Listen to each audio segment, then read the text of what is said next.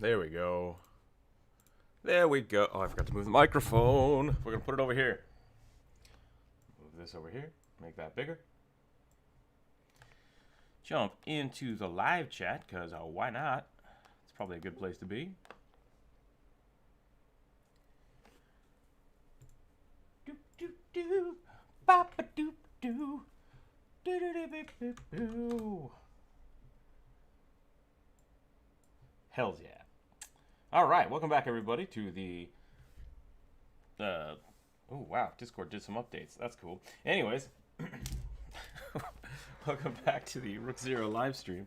Might help if I plugged my headphones in. That would be good. Hey, all right. It is July... Why do I keep thinking it's July? What's up with that? It's August 12th. It's not July at all. But welcome back, everybody, to the Drawcast. Today we are doing the viewer suggestions. Let me grab a piece of paper, because as always, I forget to grab pieces of paper before I start streaming. As someone who has a billion sketchbooks laying around, I never just have like a scrap of paper, which is really, really weird. Sometimes I do. Oh, I know what happened. I took my notes and I put them elsewhere. Well, art block, that's no good. Welcome, by the way. Welcome. A Bluest Druid and a maker of I don't know. Mr. Apples, welcome as well. Vitali, Luke. Oh, we got a whole bunch of people today. I'm doing really well, Luke. Thank you for asking. He's gonna be doing good. Vitali, you know, as soon as I start streaming, I'm usually having a pretty good day. So I'm gonna be like that most of the time. We are doing the viewer submission today, viewer suggestions. So I'm surprised we didn't draw Ariel. A-U-R-A-L.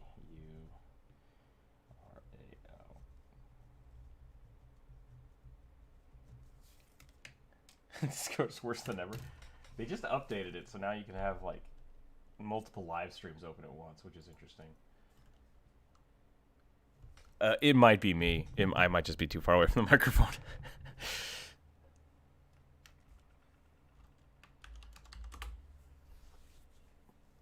Okay.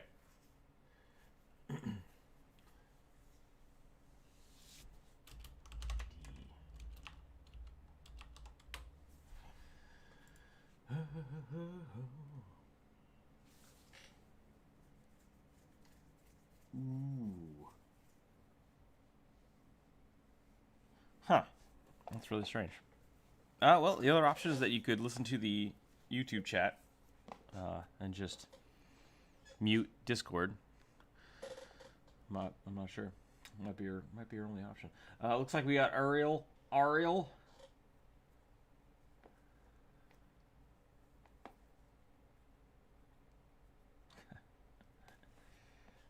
well, you're always welcome to draw whatever we're drawing as well, because that could be a lot of fun. Mr. Apples, could you draw a corrupted dryad? Corrupt dryad sounds pretty good. You can definitely do that. So I got Ariel, who is apparently the cold goddess, the frost maiden, Ice Dawn, the goddess of winter, which I'm super on board for. So let's do that. Corrupt dryad. We'll get a couple of these in here. Luke, could you draw a Tabaxi rogue with a savannah aesthetic? Yeah, we can draw a Tabaxi. Lion Tabaxi. Or maybe a cheetah. I don't know. Lion or cheetah.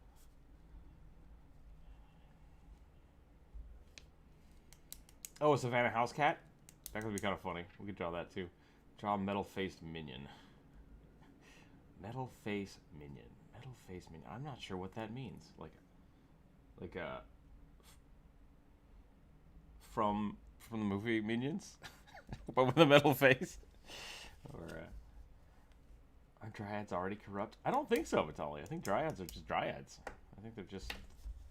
Maybe they are. I am incredibly quiet. Okay. I think the Minions are overrated. Gotcha. Okay, how's that sound? Is that better? I'm constantly fiddling with my audio settings, so let's turn the volume up a little bit more. Did that go up or down? Is that better? That one up? All right, cool. We'll go with that. So we are in the Aggie.io software today. So if you are a Patreon member, you are very welcome to join us. Well, join me. It seems like it's just me today. I don't know where Jonas is. Slacking off. No, it's funny. He doesn't actually have to be here, so he's welcome to not show up whenever he wants. Thank you, Druid. Let's go ahead and change that so people can actually see the sweet, sweet drawings. I haven't actually started yet, but there it is. So I think you just really need to speak into the mic. That's probably true. That is probably true. I think I still need to set up my office, which might happen this week. I doubt it. The issue with it is that if I have my office set up, I lose fast editing because I only have the one computer, and so it's like I either have my normal space set up or I have an office set up. So we'll have to figure that out. We're gonna start with Ariel, the Queen of Ice, which I'm super down for. I'm gonna use not quite a black. I'm gonna use like a dark blue. The Man of No Plan, a Wildfire Druid Merfolk. Okay, that's pretty cool. I like that.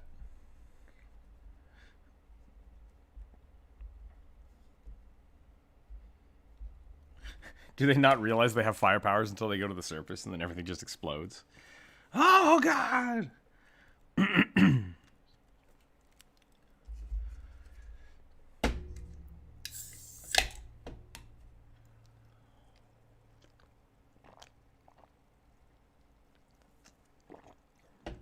A fire dryad. I live in the Charred Vale. Wait, the Charred Vale is something in World of Warcraft.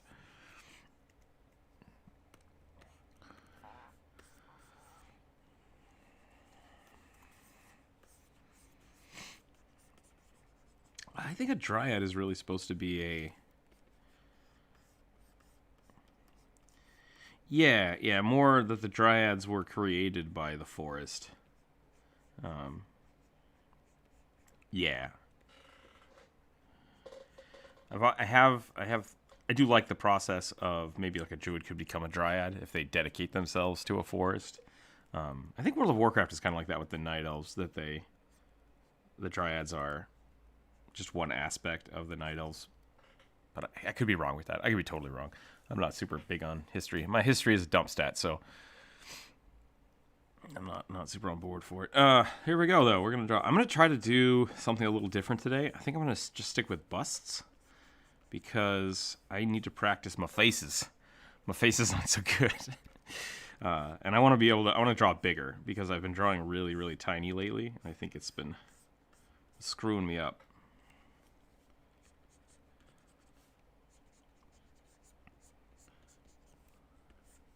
So we're gonna kind of go like this and really start breaking this stuff down. Druid, I forgot to send you those pictures yesterday of the... I just totally spaced it until this morning, and then I was like, ah, crap, I'm already starting the stream. So I'll try to do that right after the stream today. If I forget, just ping me, and I'll try to get you... Because I have a bunch of little sketches around that I think would help.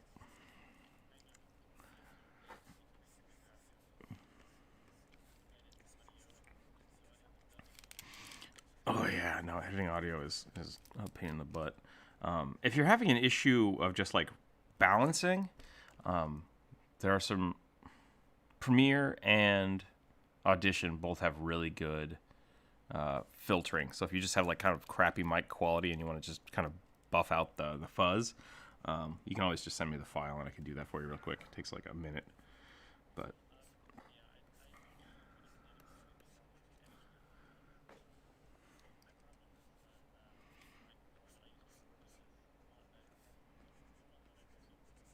Mm-hmm.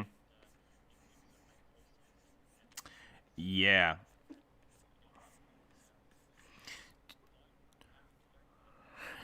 Some of it's undealable, which is a bummer. I know something I do, which you probably have all heard, but when I make my videos, I exhale all my extra air a lot, and that's really loud, especially when I'm talking like really close to the microphone and I'm trying to do a voiceover, and then it's like, dang it, don't do that, stop that, and I have to edit out all of those moments. But the other thing I found out is like I've gone through a few different windscreens. I know this is not D&D related, but you know, if you're using an audio medium to play D&D, maybe it is. Yeah. Exactly, yeah. So investing in like a $7 pop filter makes a big difference, I've discovered.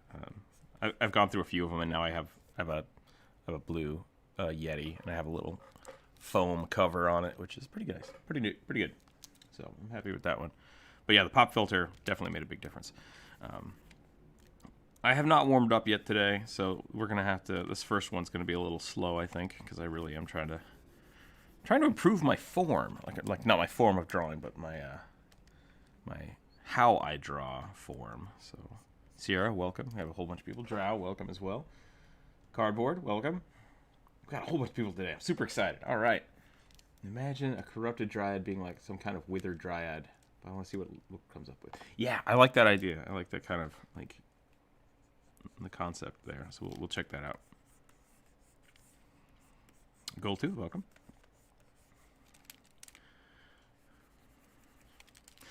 I think since this is supposed to be like the goddess of ice, I'm gonna give her a lot more sharp angles. I think that's what's gonna go on here.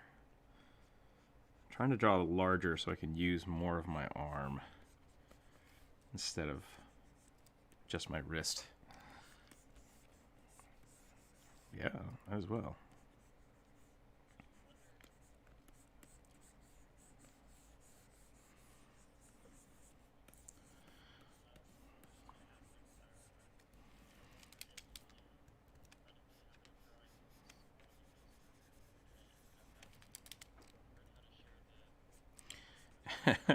That might be part of it. The other part of it is I think the tablet I use. I've always drawn small.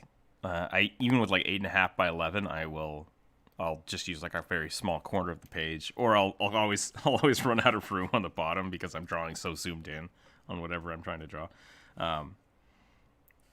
But I'll start like down here and be like, that looks like a good size, and then dang it, just run out of space. So I really need to start understanding my space better. I think it's just a self-critique that I'm gonna work on.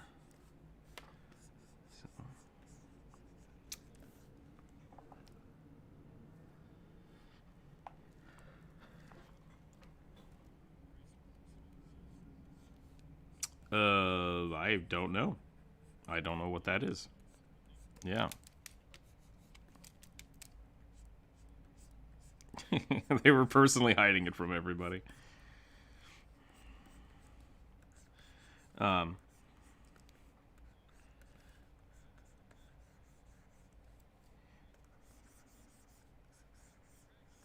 Yep. I mean, yeah. Dragons are dragons, man.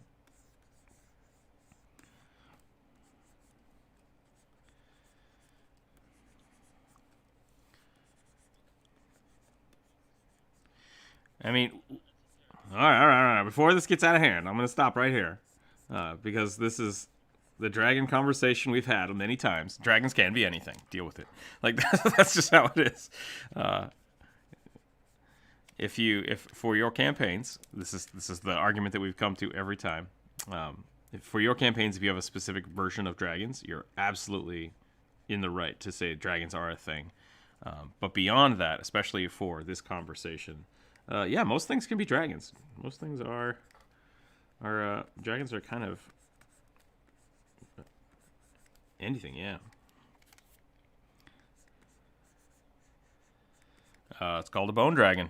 Yep, that's legit. There are too many different variations to really say that you can't call one thing, and especially with D&D, they changed throughout history. Like they've gone from different aspects, different changes, different versions. So I'm not too butthurt about it. The other thing about it is dragons can kind of become whatever they want. So at some point, a dragon probably decided, hey, you know what? I'm gonna look like a lion because that's dope, and then just forgot to change back. Do you have a whole new stat block, or is it just some changes? I personally have a little bit stronger of a normal one since I'm normal CR.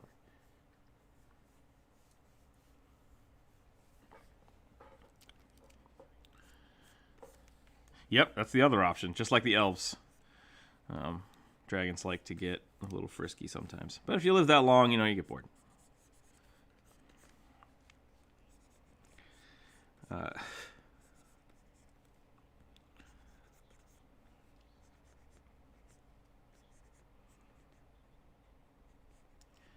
Someone did diddle a dragon.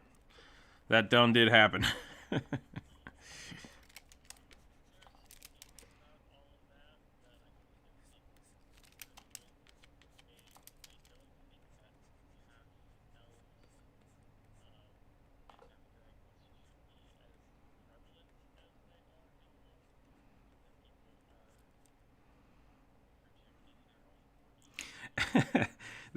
They've got the Samwise Gamgee effect of elves.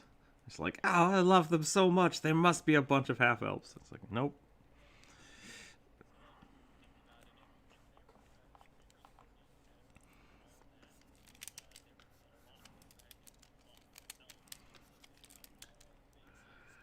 See, so my argument against that, which you say, so let me reiterate that for the chat. That his nose is too long. Saying that there would be more half elves everywhere. I think half elves are really just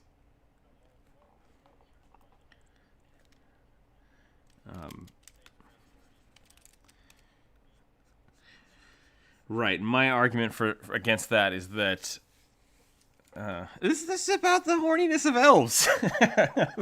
This is a discussion we've had many times. Druid argues that there would be way more elves than dragons if that was the case, but I think like merfolk are definitely elves getting bored and finding fish sexy.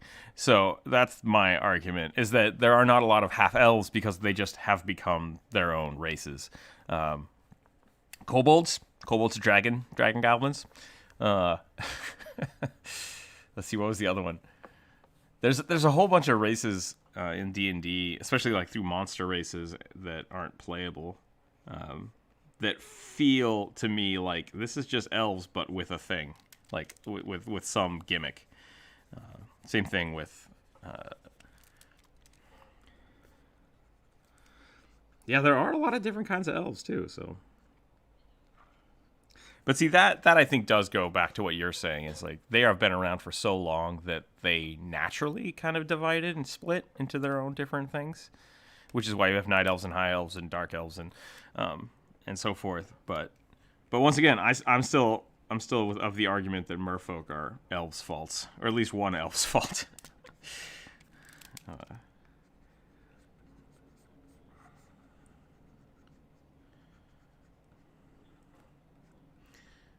Yep. What was the thing? Don't bring your fetish into D&D. Is that what the rule is? D&D is not here for your fetishes. So yeah, this is definitely not kid friendly, but that's okay. That's why my videos are not kid friendly. They're family friendly for the most part. Not today, apparently. Not today. Yeah, you got to learn about the dangers of elves at some point or another.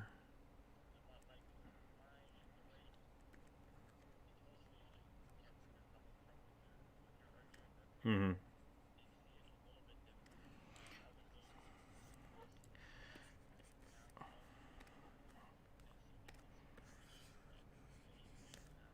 Ooh, that's...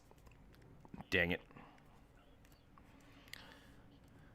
To be fair, I completely agree with you. I think that's a valid point.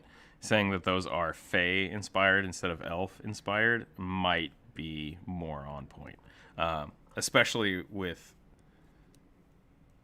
Yeah, I think you swayed me. I think that's a great point. Yeah.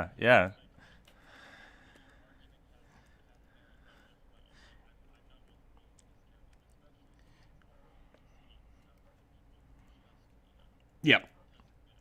Yeah, like at the end of the day, none of this matters at all because dwarves come from rocks in the ground. So who cares? but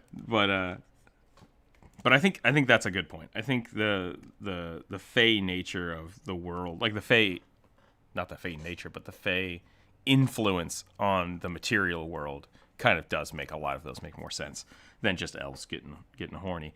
So I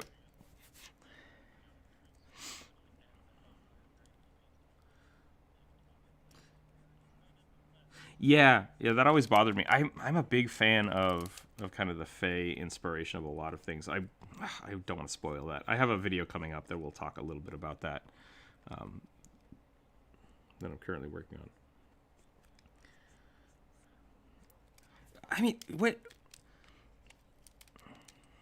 Why are you saying there are so few dragons? Because I don't agree with that. There are dragons everywhere.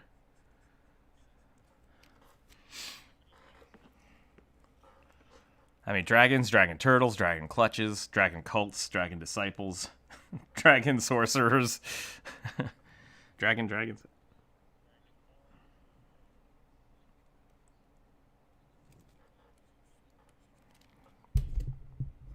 Well, I think. Go ahead.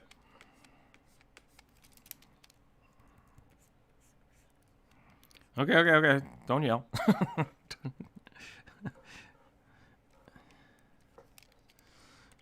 Yeah, continue. Just tone it down. You're good. Just be calm about it. Yeah. Yep.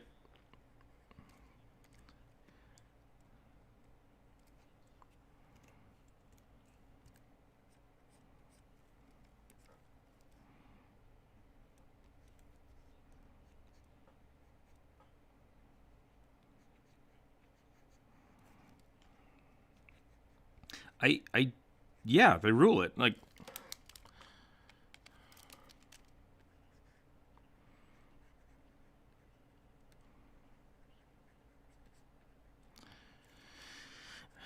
yeah, I would, with the way I run it, and the way I think about it is that there are a shit ton of dragons everywhere. But they've made it a point to not be in populated areas because people hunt them down. So it's more to the effect that I would say dragons live for like so long and are so like keen on it that they're like, wow, those humans suck. I'm gonna go live in this mountain, and anything that comes near my mountain, I'm gonna eat. Because they don't care. Like, I definitely think there are some. There should be. How do I say this correctly? Because I don't disagree with you, but I think that dragons are not interested in having lots of dragons. Like, a dragon might have is more interested in containing its territory, its treasure, its hoard, than propagating lots of dragons. And if it does, it propagates lots of dragons, and then it's like, get the hell out of my hoard, go do your own thing. And so only the really old ones are smart enough to avoid humans to the point where they don't get killed. Does that make sense? So it's more of that. Yeah, I mean, with them being like the apex predator of the universe, there's not going to be a ton of them because that's not sustainable. So it really depends on how you look at it. But I really think that is more to the effect that dragons just don't need to have tons of them because they are so big and long-lived. Having lots of children isn't.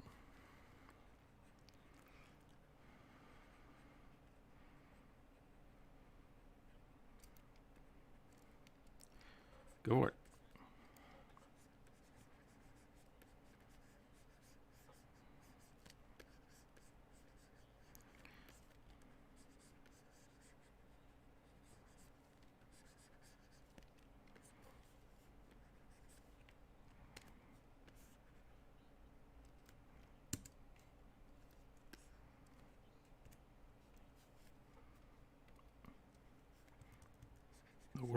The world is much bigger.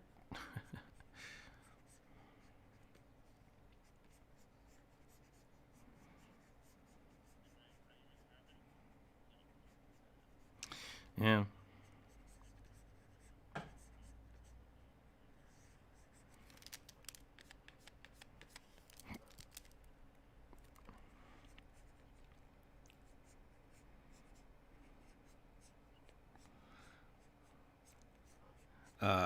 That's why kobolds exist. Every large dragon needs a clutch of kobolds to worship them and bring them steaks and victuals.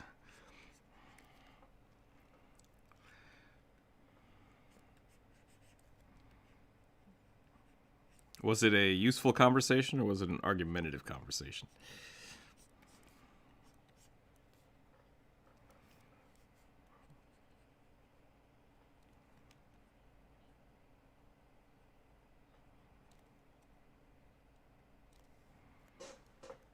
According to D&D, sure.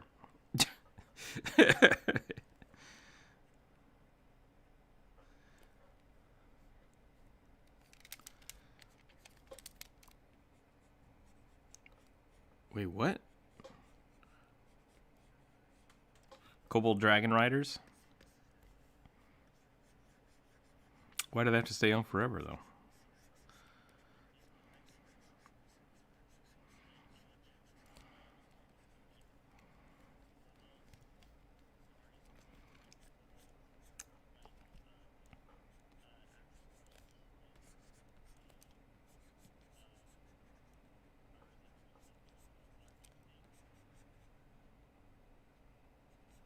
Wait.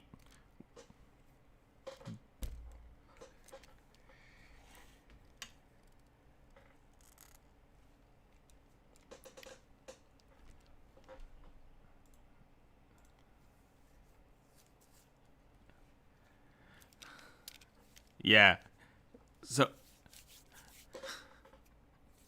So I need to make 2 points here. One, that might be it. That'd be pretty cute. The kobolds are baby dragons.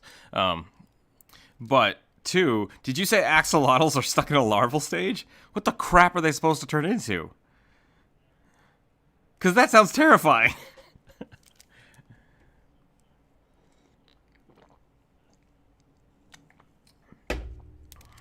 Uh-huh. Yep.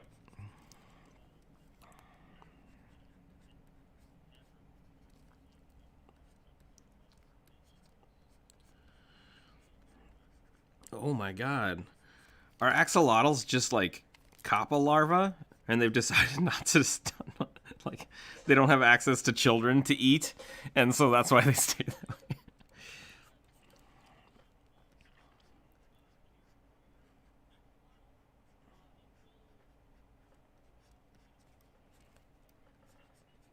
Interesting.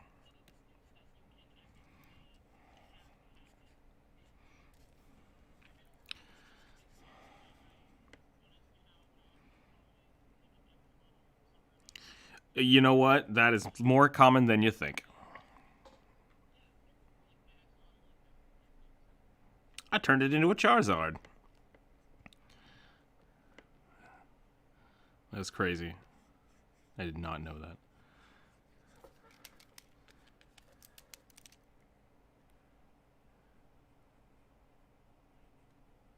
It's just waiting for the, what is it, the moon to hatch into dragons. What the hell is that from? Oh, that's from Game of Thrones. All right.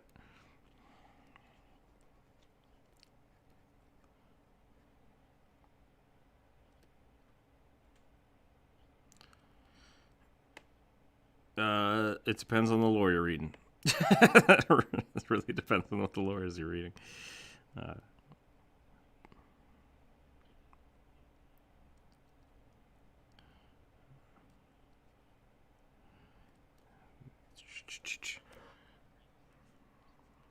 Yep. But what we should really talk about is why there are no female dwarves. And it's really because they all have beards and no one can tell them apart. So that's...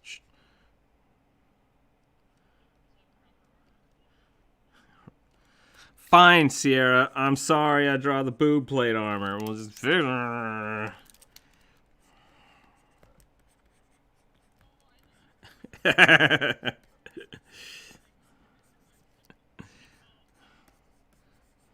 No, it's totally legit.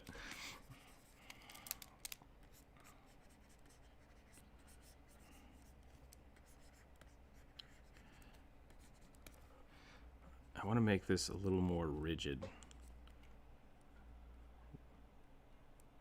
No, that's totally... I was thinking about that. I'm like, what am I going to put on this person? And then I was like, bikini top? And I was like, maybe armor. And then I hadn't gotten back to it.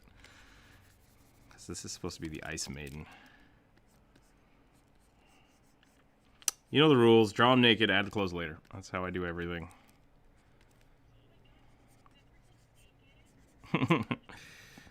No! They're just hanging about.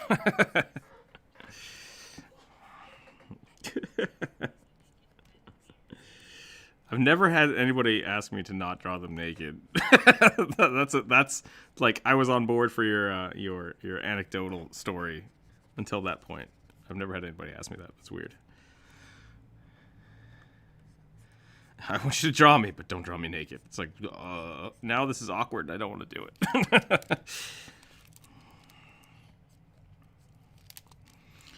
Yeah. I actually don't draw a lot of people. Like, I don't draw a lot of people I know. Never been into that. Yeah! I don't remember. I'll do 10 push-ups for that. That's fine. Won't be able to join the Discord today. I have my dudes, but they here's a tenor. Drawing suggestion: female, marrow in plate armor, and lightning trident. Sounds super good. I dig it. We will do that for today.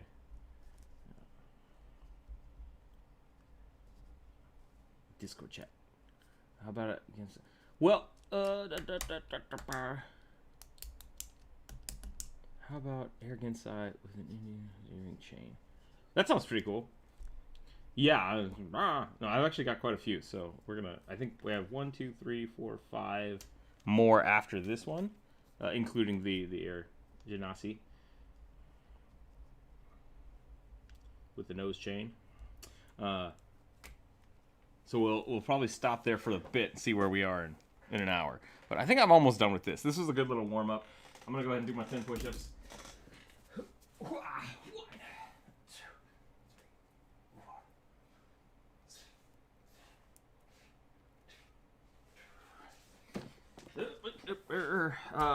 What do we got?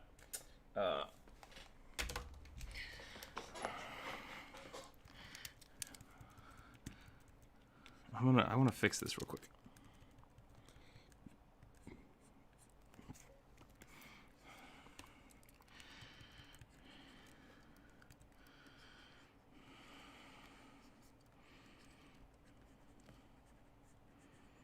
Oh, you're still talking about the kobold thing? You kind of cut out there.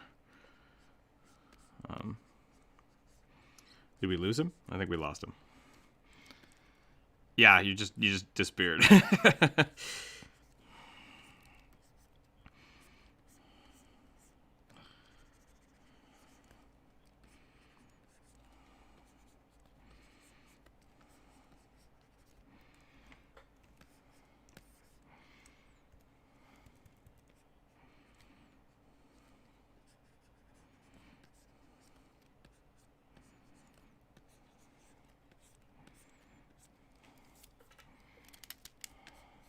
Yeah.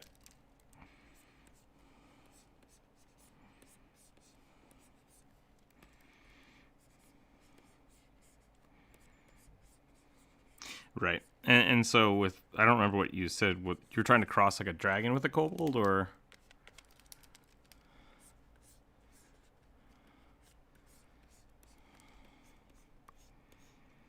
Yeah. And so I still I like the idea that kobolds are basically half dragon, half goblin.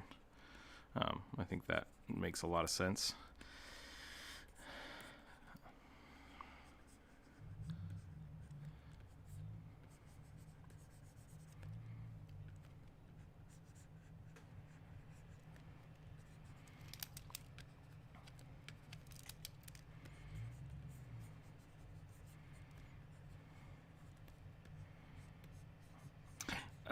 Maybe. I mean, that's kind of the thing. It's just with the race builder, you can kind of do all that stuff, and at the end of the day, it doesn't really matter. You just need to balance it out, and because from a scientific standpoint, probably not. You probably couldn't. Just like because there are a lot of lizards that can't breed with each other, like most lizards. It's just, yeah. So when you have something like dragons that are magical creatures, sure, and they can polymorph, why not? Let's just ditto it up, like do whatever you want. But at the end of the day, it's all flavor, and it doesn't really matter. So that's why it's not really worth arguing about. But sure, I mean.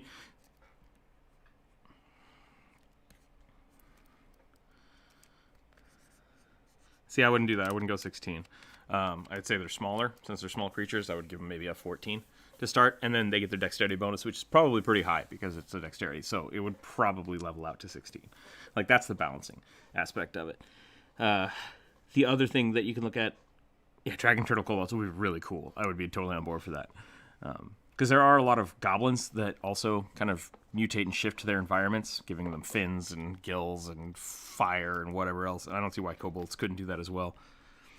So if you want to do a Dragon Turtle Kobold clan, like, I think that's totally legit. Definitely worth looking into. But all right, there's my. I feel like she needs to have a little more. I'm gonna make this shoulder pad a little more shoulder pad. I'm gonna make this armor a little bulkier. I'm spending too much time on this. This is this is warm up. It's taking 37 minutes. I need to get back into drawing quickly.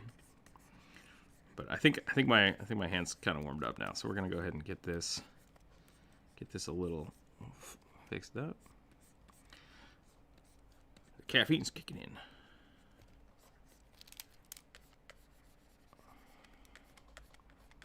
Well, consider the Manicore was made with magic. Yeah.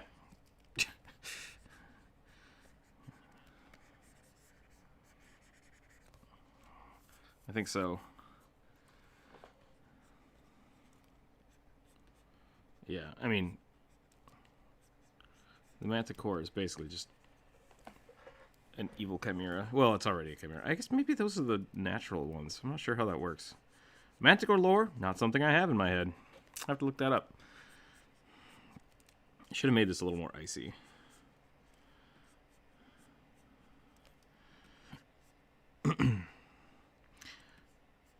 Most evil weird creatures out in the world were some wizard being an idiot.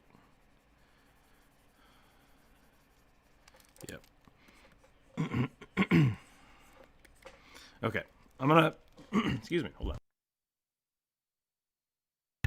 There we go. Okay.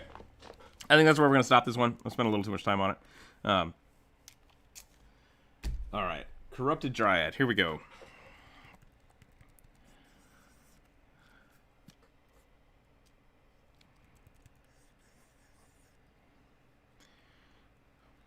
Hello. Welcome to the chat.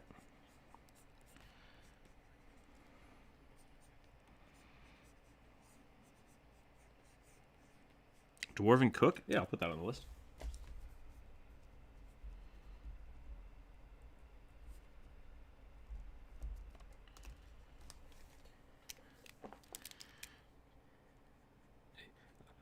Why couldn't you have a Dwarven Cook? I think it... Yeah, they just added the...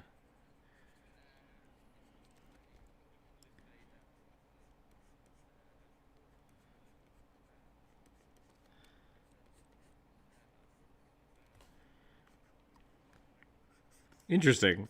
Maybe it's that they have bad culinary skills compared to other races. Like, dwarves are really happy with, this is my famous dirt-covered rodent. And all the dwarves are like, oh, it's delicious.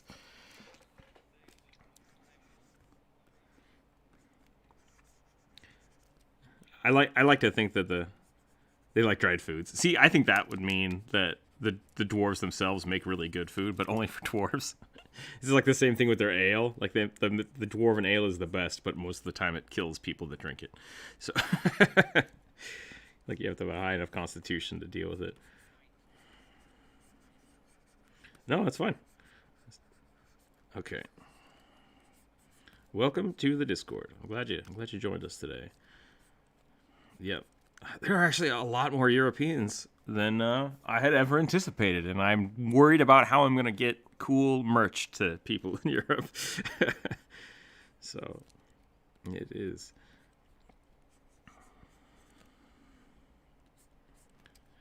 It might be something I'm thinking about trying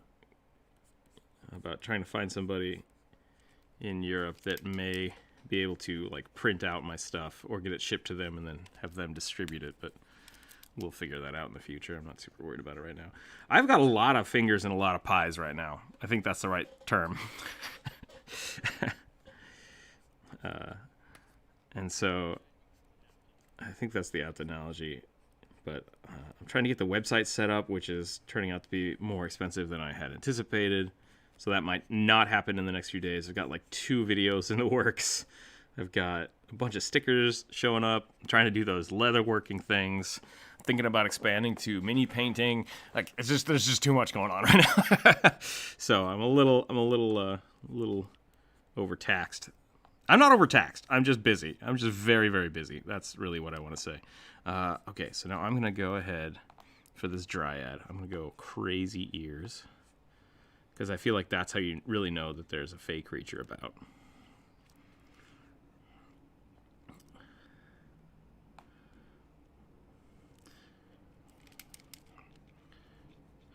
Oh, yeah, that's not a bad idea.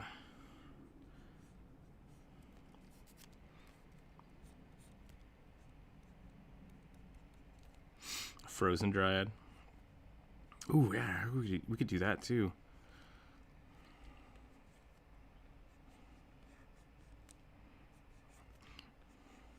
I was thinking kind of withered, like dry brambly dryad. Actually, I kind of like that bramble idea. I'm going to go with that. A dry dryad. A dehydrad.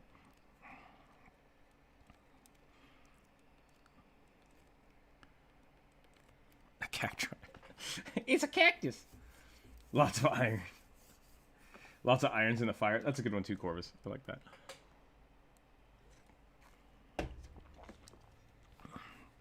A desert dryad just looks like this. It's just like boop boop, and then you got the pointy ears.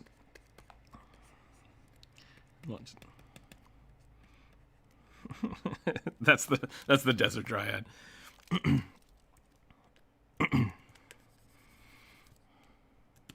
The Keck Triad.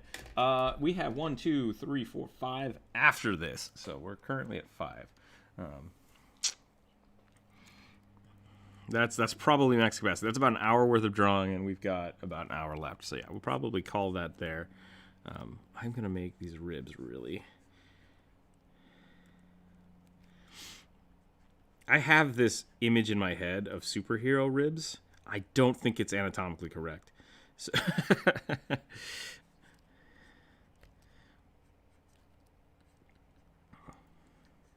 exactly, I like the wood aspect of that. I'm gonna go with a little more angularity here.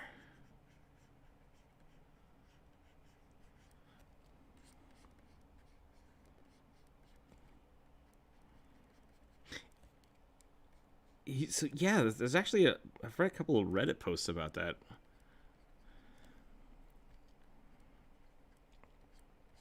Yeah, I think that's kind of the general consensus, is that the gnolls, while they are hyenas, are pretty close to what you wanted. They are canines, right? Or they're closer to canines than they are to dogs, but with the aspect of it, I think it's pretty close. What did I say? They are closer to cats than dogs, but they are their own thing. And so with dog folks,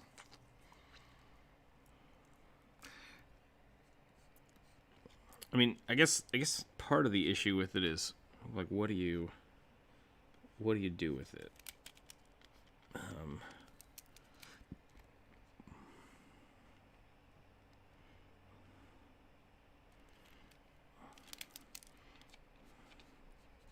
Right.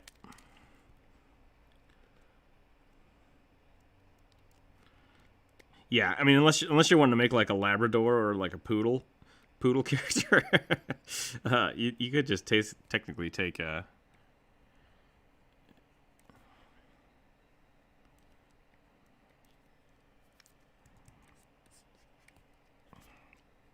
Yeah.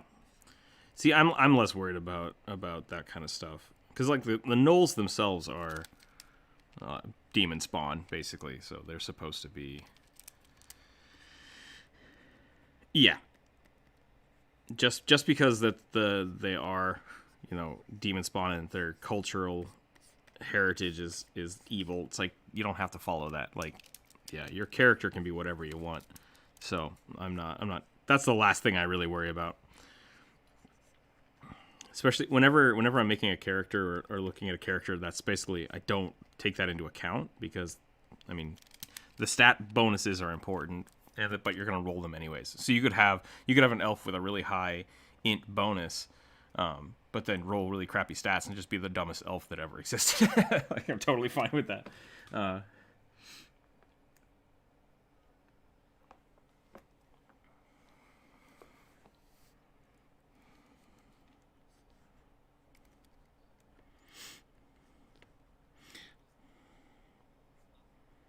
Yeah, see, I don't like that with the idea that, like, oh, you can't be a dwarven bard because they have bad voices. It's like no, I mean, so yeah, don't get me wrong. So when I say stuff like that, I don't mean that, well, the lore is stupid, so don't do it. What I'm saying is don't ever feel like you have to follow the lore, because the lore is always a suggestion for a character. So play whatever you want, and then you can take the lore. Yeah, you can take the lore. Exactly, it's a starting point. So you can always take the lore and use it for your character, because then you show up with a dwarven bard and you're just like, I know my people are not great at singing, but la la la la, and then you just wow the crap out of everybody. And I would actually give people a lot of bonuses if they do that, because then it's like, people don't expect you to be singing really well, and you surprise them. So I'm going to give you a +2, like rock it. Do that kind of stuff. I'm going to give you advantage because these people are not expecting a lot from you. Or these people think you're going to be bad, so I'm going to give you disadvantage because you're really going to have to convince them. Like if you're a dwarf singing for like a consulate of elves, I'll probably give you disadvantage. It's like they have very high standards. Let's see what you can do.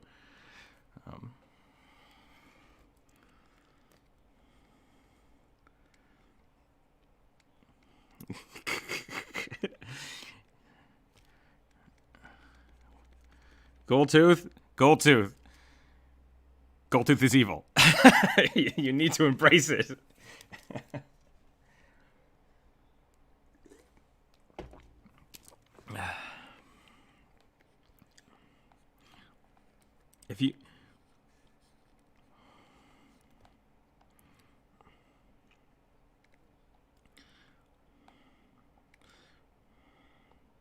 If your party has to convince you not to kill the people, you're probably an evil character. If your party has to convince you that slavery is wrong, probably an evil character.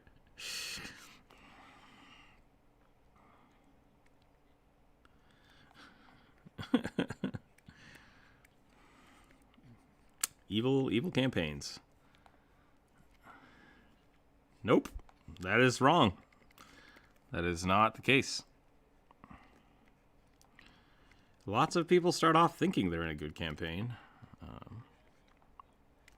But we saved the kingdom! Did you demand a 10,000 gold reward? Yeah. It's like, a good campaign.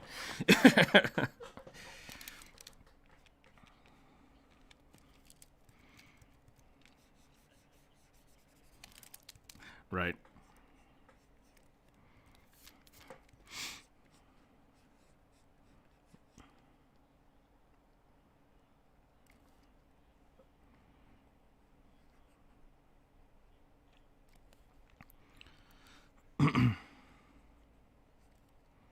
Yep, that's it. I mean, that's the problem with the video game mentality for D&D, is that with the video game mentality, it's not even so much that it's metagaming, but like the game itself, there has to be able to appeal to people that are interested in the story and the people that don't care about the story. So there has to be a reward beyond furthering a storyline. And with D&D, that's a gray area. You can have such a wide band between those two things that you don't have to do both. You can tailor it directly to the experience of the players. And so if your players are highly reward oriented, then absolutely, yeah, the king should be like, oh, you saved us. Here is a bunch of money. Because then they're going to be like, yeah, we did it. That's great. That's what we wanted. It's awesome. Thank you. But if you know that your friends that you're playing with, if you know the people you're playing with aren't motivated by that, or they are motivated by that, and you say like, oh, we're not going to give you a reward because it's from the goodness of your heart, they're going to get mad. and then they're going to start extorting the kingdoms. So it really is, you have to tailor it to their expectations. I hated this campaign because we didn't get any loot. Like, I've had people want to be like that. Here's 10,000 gold, and there's a 9,000 gold adventuring tax. So here, yeah, that's a good way to get a kingdom burned down.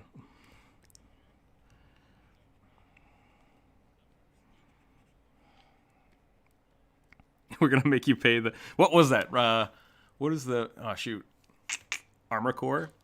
Armor Core has in a lot of their games, they have the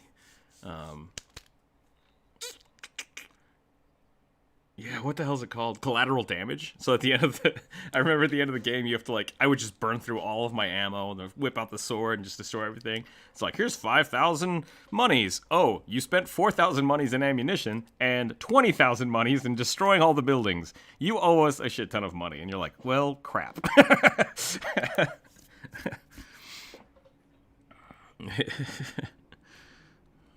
So yeah. Yep.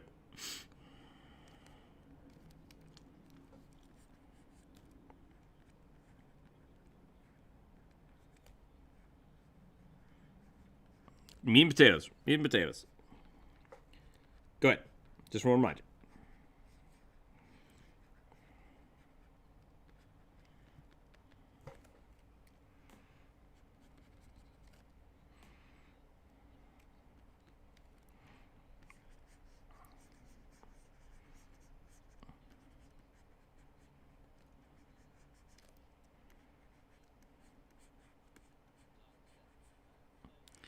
What are we? Loot ninjas? Just kill them.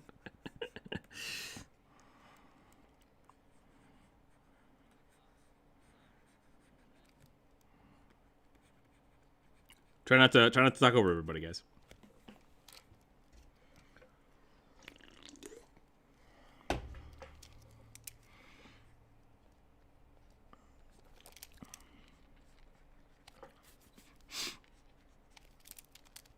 Sure.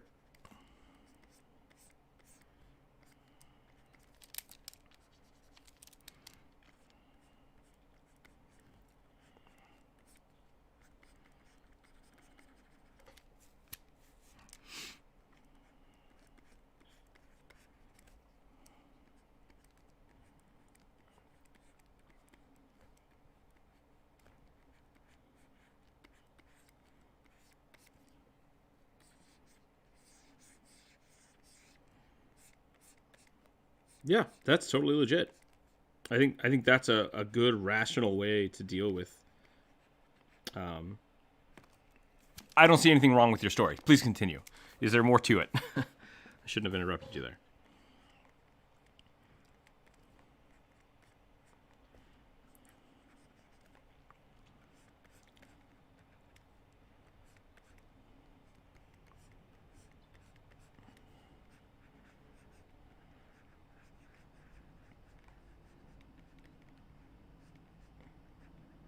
Mm-hmm. Yeah, I still don't see the issue. Go ahead.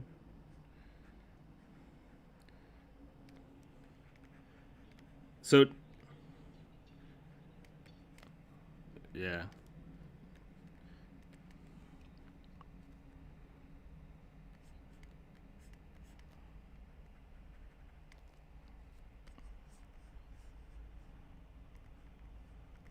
Yeah. Sure. That's fair. And I think you're,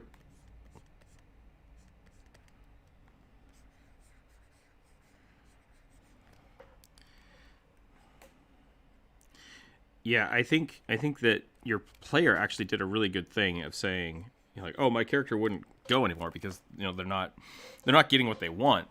And so your DM has an option of talking to them about, like, okay, what is your character's actual motivations? We can try to steer that way. Or that's fine, that character leaves and that's no longer, like, they don't join the party anymore. Like that's it's okay for parties that want different things to diverge. And it sucks sometimes because, like, there's a lot of games that I make that, like, oh, this would be really fun if Kevin the Necromancer and Shu we're back together in a party, I should make a campaign for that. But at the most part, like, their characters are just so polarized that they don't mesh. And those two characters, whether the players can play together is fine because they're friends and they do, but the characters just don't mesh anymore. And so, and I think your character saying like my character wouldn't go on this mission is legit. I think that's totally fine. And yeah, like there's nothing wrong with it. I think that actually turned out pretty well because the other option is that he just starts stealing everybody else's stuff out of spite and then kills everybody until somebody fights him. That has also happened in some of my games. So,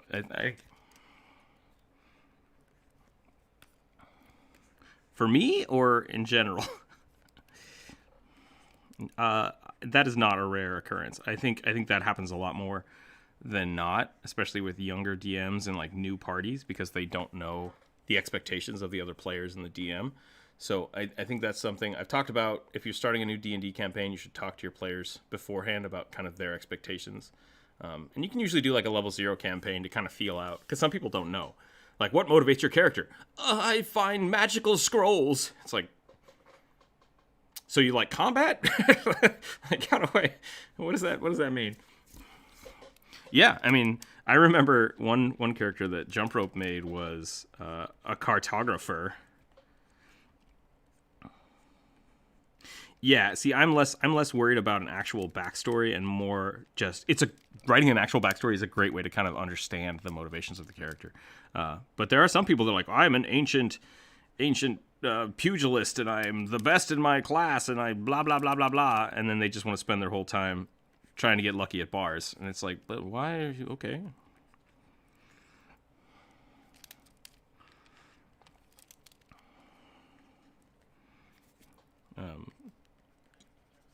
Yep, go for it.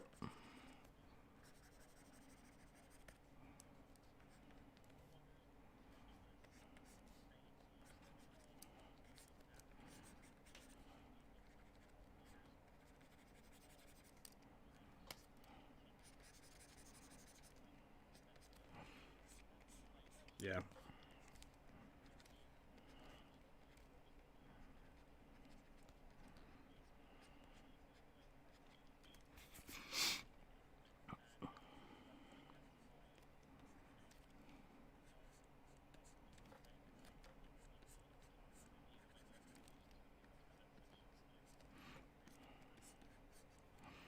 Yeah, and I think the big aspect of it is really knowing that I know your game specifically, Goldtooth, has been going on for so long that you've got this very specific thing that's happening, and it is a high end game, so it's hard to say like, okay, since this character is not working, go ahead and make another level 20 character that's just going to join the party.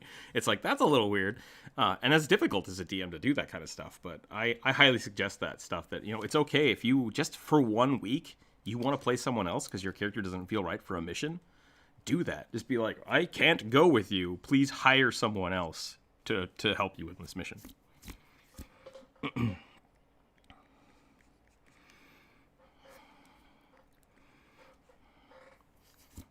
All right, there's the corrupted dryad. I think that's that. That only took. Well, that was 15 minutes. That's not too bad. So we're chugging along.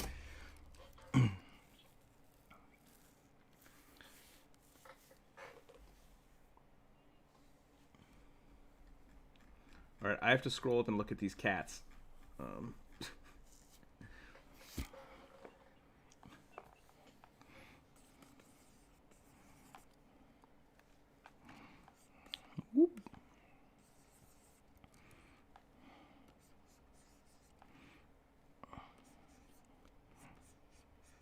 Yeah, I think that's a good way to do it. There's nothing wrong with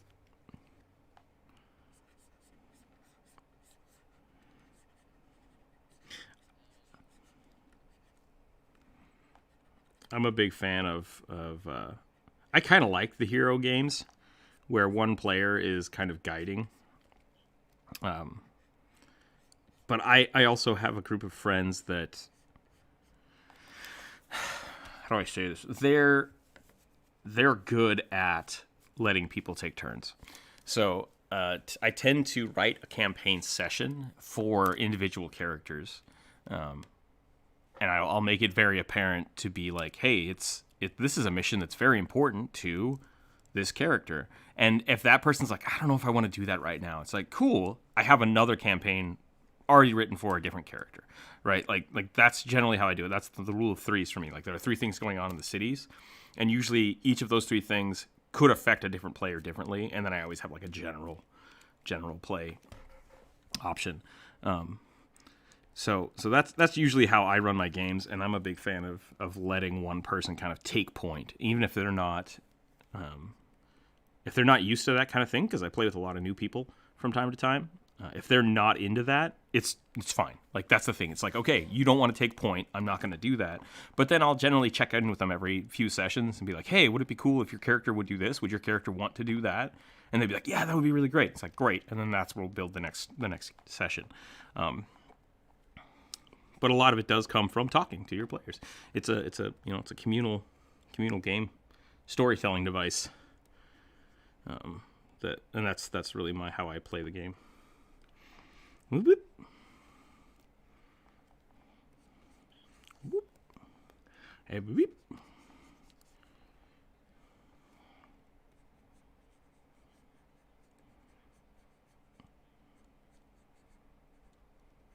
Yeah.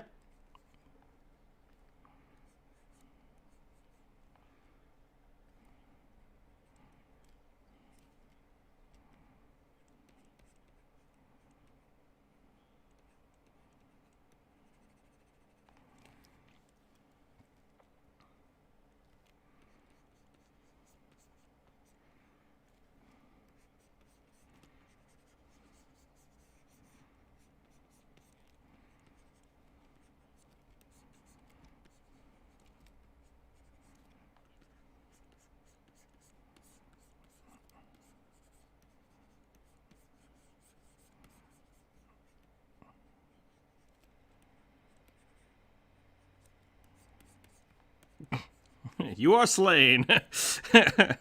Yeah, it sounds like your friend is done, which is, it's legit. It's like, I want my character to be dead, and I want to just be done with this session. That's the thing. Like, closure is okay to just... I would say there are a lot easier ways to do that, but at the same time... Yeah. Yep, that's kind of my guess. The other thing is when I've had players do that, they get really upset and they just like, well, I'm just going to go do this. It's like, okay, well, you attempt to do that, and now the story progresses. Like, your friend starts walking up to the person. It's like, well, initiative time, because he's going to shoot you with a lightning bolt as you try to approach him. But I'm going to piss on it. It's like, no, that doesn't happen. It just doesn't happen. Like, you can try. You can definitely try. If you want to spend your first action because you win the initiative roll, you totally pee on him. Like, dude, you give like, I'm fine with that.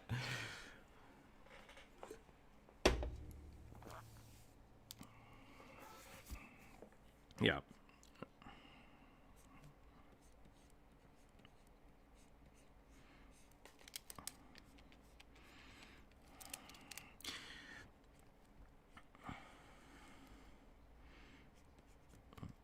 Yeah, I mean, tell him that. I just want to. You should have peed on him. That's how it should have happened. You should. If your character steals the limelight, then you gotta rub their nose in it. That's what you're supposed to rub your nose in it. Is that still a thing you do with dogs? I don't have dogs. I have no idea if that's a.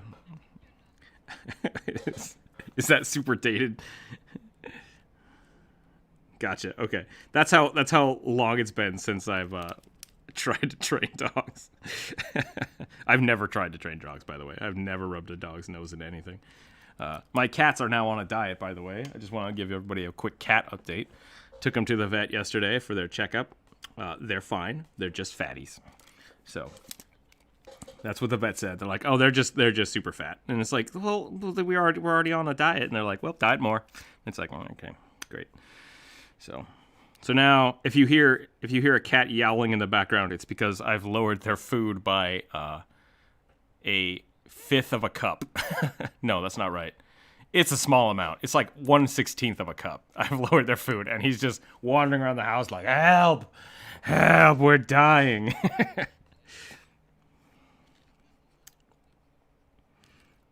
I've lowered it by, I was going to say teaspoon, but that's wrong too. A quarter of an ounce. Nope, that's also imperial. 4 grams. 4 grams. I've lowered their cat food by about 4 grams. It's not a lot. It's 5. How does that work for D&D for non-imperial, like using the 5-foot squares? Is that something that they change in the books, or is that just dealt with?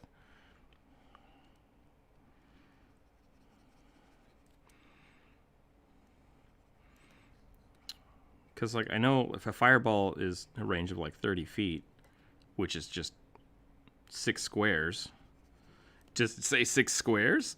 You gotta Google it. I'm gonna...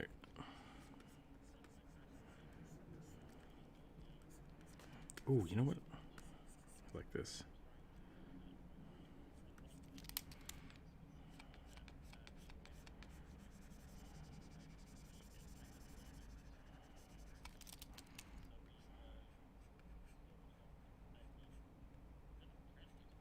It does, yeah. Yeah. The difference in using that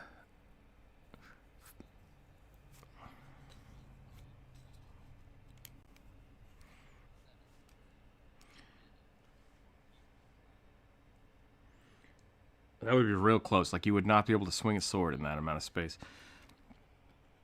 So we used to have a... I had a beef the first time I played D&D. Oh,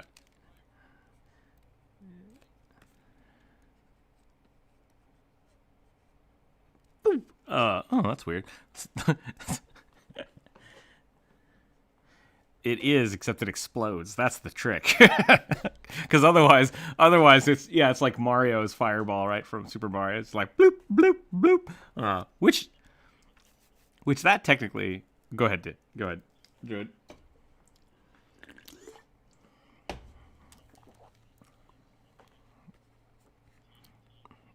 Kaboom.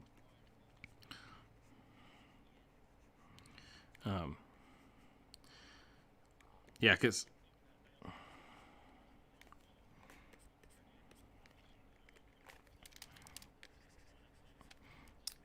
you could do sonic or force damage. I think that's legit.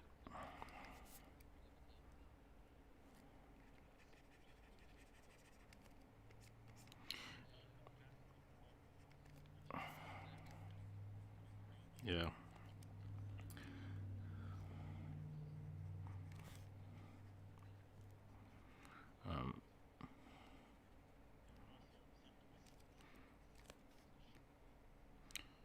Which would be force damage, yeah. Oh, it's Sonic? Really?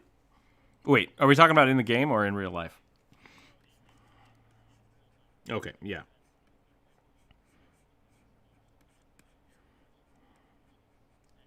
Yeah.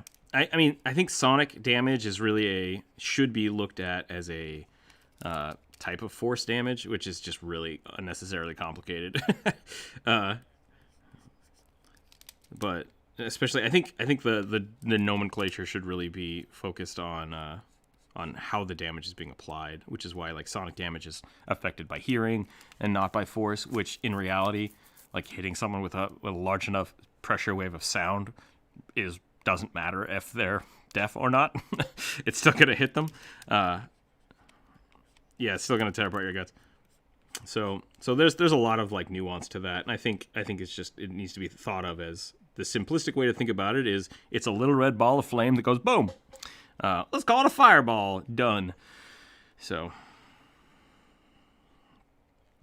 because really, yeah, I mean, like, fire poke. I mean, so what is it? What's the cantrip? Fire, flame, fire bolt. Yeah, fire bolt would be more of the zappy fire. One person gets hit with it and the fire hits them. Whereas fireball is less about fire. How do I say this? So there's a thing about fireball that is, I think the name does confuse people because it explodes, but it explodes with fire, not with force, because things are not knocked back, but things that are unattended might catch fire. So my thought with it has always been that it is a small little bloop of fire, and once it reaches its spot, it just expands, but not in a like kaboom explosive death wave, because it doesn't make sound like a thunder wave does. It doesn't knock people back. It just lights things on fire. So my thought is it's always been more of a flash, just like woof, a big poof of flame.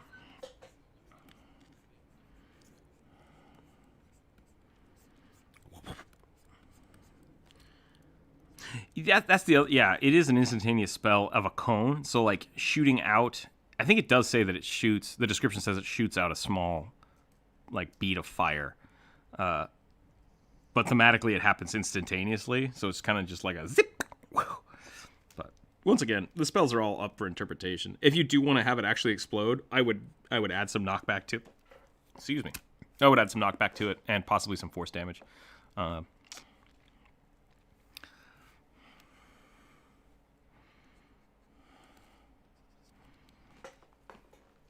Yeah. What was this about? The back? It was just supposed to be a savannah cat, right? Like.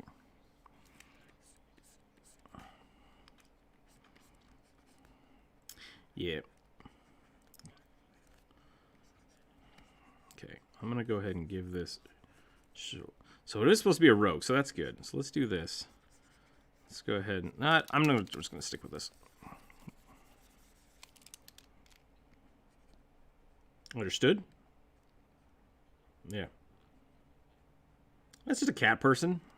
That's it. Khajiit has wares.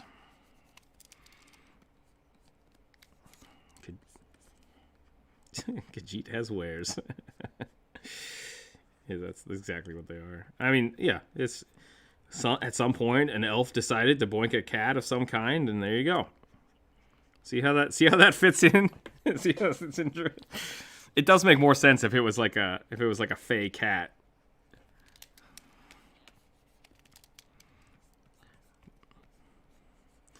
Maybe that's what it was. Maybe a fey cat turned into a person, and then now we have Khajiit.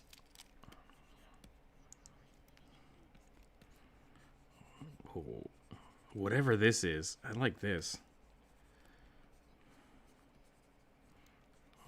My perspective is all janked up here because like shoulders, chest, neck, head. Okay, so this shoulder should really be huge. Got it. I'm spending way too much time on this, but I'm digging it. I'm digging this design, so I'm gonna fix it. How's everybody's projects coming? How's everybody doing? What we got going on? Oh snap! Everyone go check out Sierra's new video. Like and subscribe.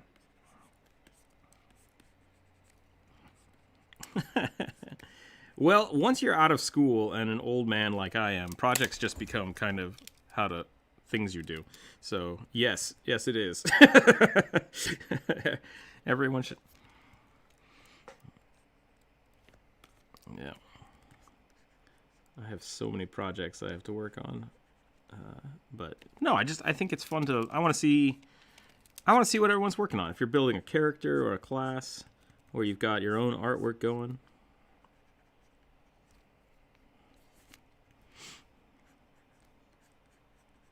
Your own, what's that? Oh, bestiary? Yeah, that was cool. I'd like to see that sometime. Do you have the stats, or are you doing the art for it as well?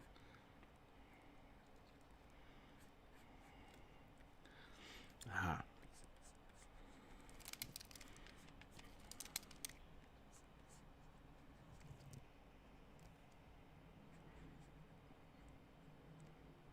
You know, I'm okay with that stuff. I don't know what this shoulder pad is, but it's looks like it's made out of some kind of bear claw. I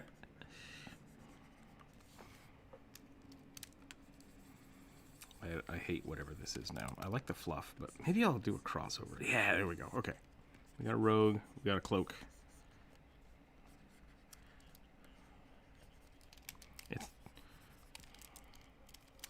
Yeah. I also think the neck needs to be a little more curved. I think that'll help. And then the shoulder should be like down here. Very cool.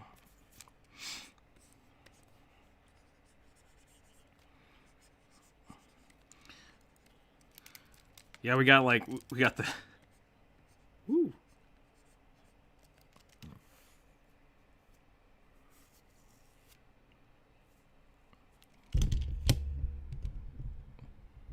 Nah, I hear you okay. So.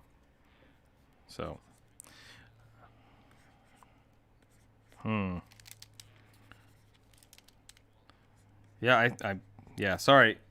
Sorry, Maker. I think everyone's pretty good. So I'm not sure why on your end the Discord's so quiet. I think we're going to call that good for the boxe.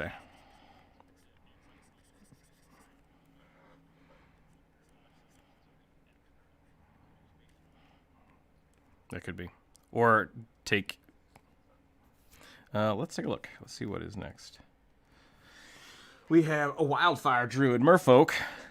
Oh, hell yeah, I like drawing Merfolk. That's going to be good. I don't think you have.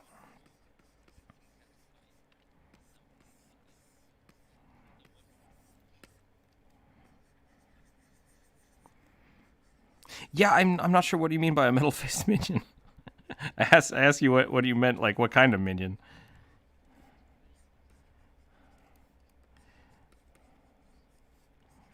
Gotcha. Okay. Well, I will add that to the list.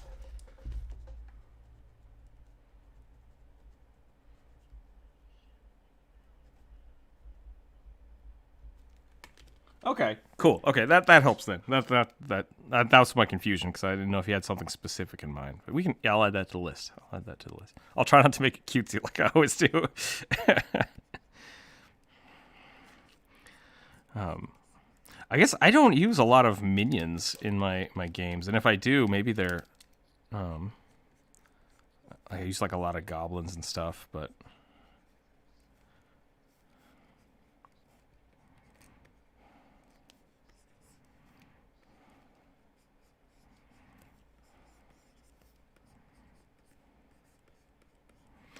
But then they're not minions. Then they're sub bosses.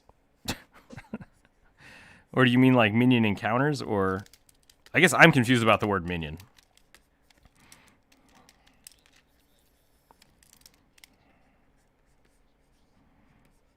Yeah. Okay.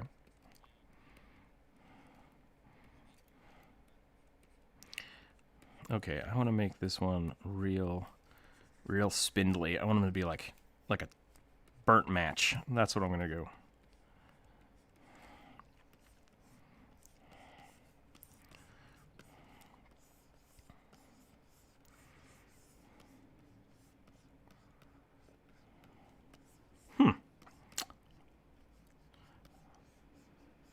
I guess I don't play that way. Usually all of my minions are integral in the story. Like I don't have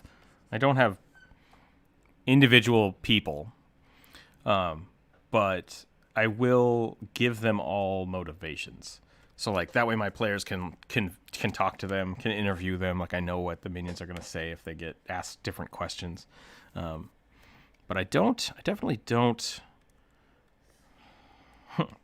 Yeah, and then like, are they gonna tell you, or are they gonna fight it? Are they gonna what could the party do for them to get out of this situation?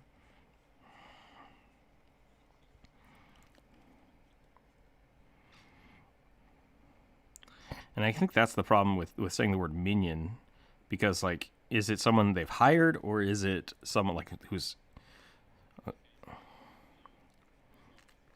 yeah.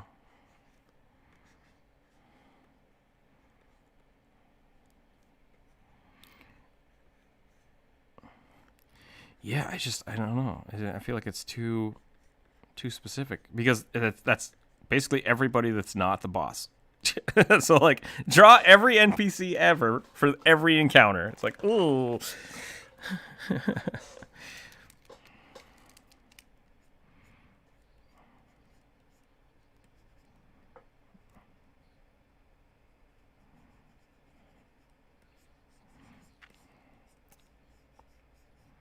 Yeah. Okay.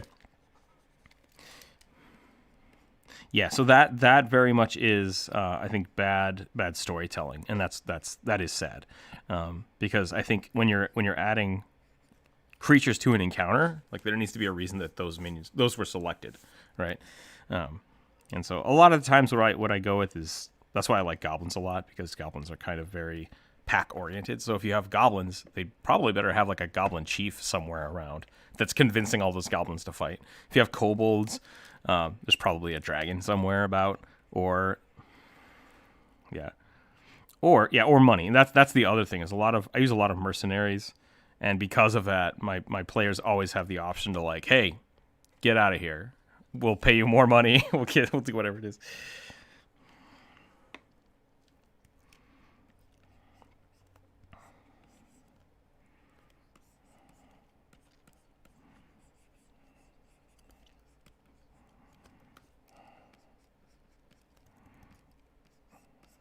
That's right. You were saying that magic was demon powered. I remember you talking about that. That was pretty dope.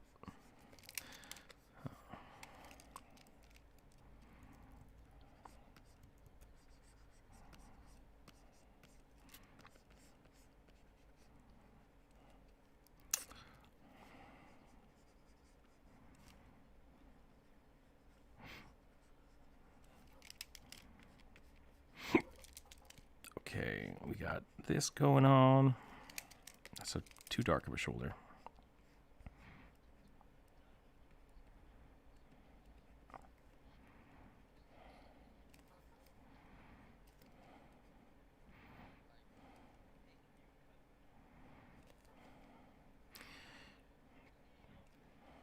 Full Metal Alchemist style. Magic is dead, people. No!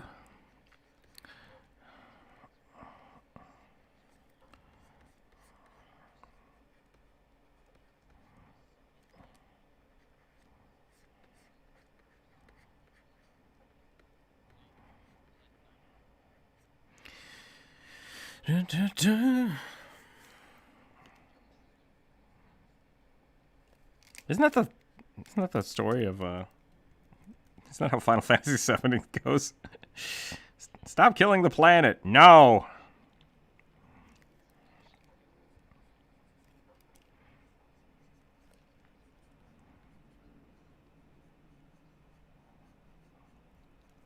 Gotcha.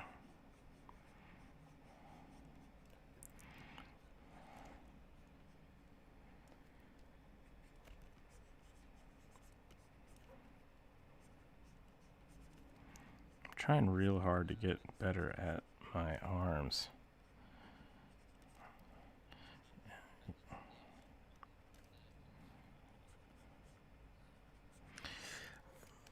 Mr. Cry, I'm getting a lot of scratchy feedback from you. Having a little Mr. Sigh or Cry. I'm sorry, I'm not sure how you want me to pronounce that. I'm just hearing a lot of like.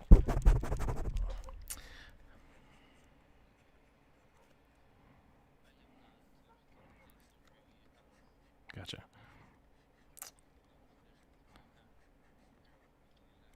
Oh, no, it's better now. Whatever it is, it's better now, so.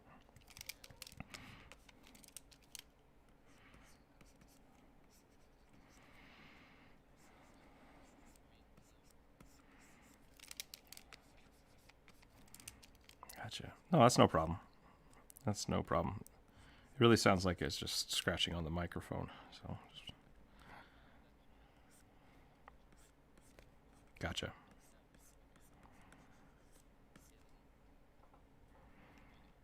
Gotcha. Okay. Go for it.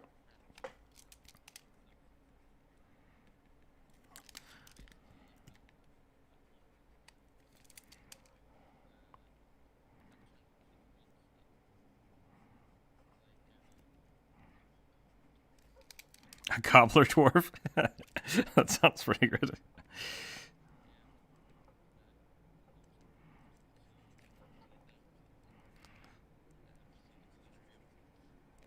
That's cool.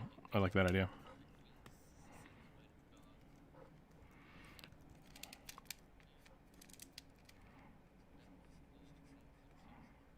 I like it. That's pretty good. We're talking a little bit about trolls because I made that troll video, and I didn't talk a lot about the trolls' like unsatiable hunger.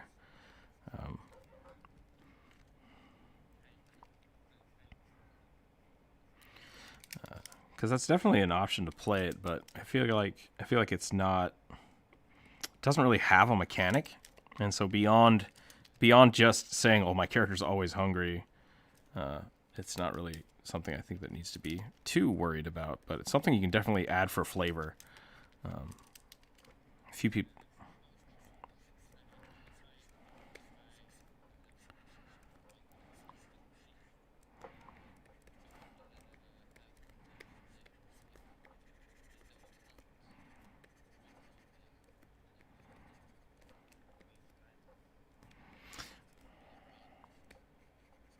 Yeah, and that's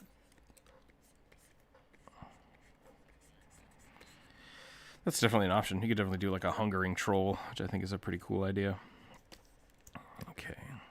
I've had a few people suggest things to that effect of like their regeneration only works when they've been able to satiate their hunger, which that's a cool way to do it, but it's just another thing to track. Definitely a good option though. I think that's definitely something fun you could try. I'm really digging this design now. I'm not sure why I keep giving everybody these spirals, but I'm going to keep doing it. Because it's my design, and why not? You do, you know.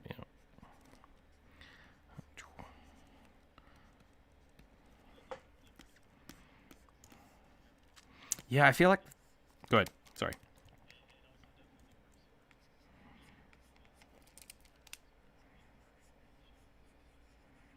Yeah. I'm going to make it a little more jaggedy.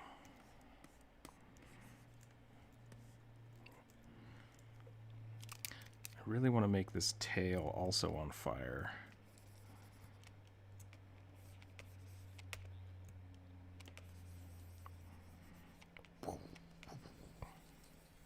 Magical fire does whatever the hell I want it to. Maybe this merfolk lives in like a maybe this merfolk lives in like a gas sea.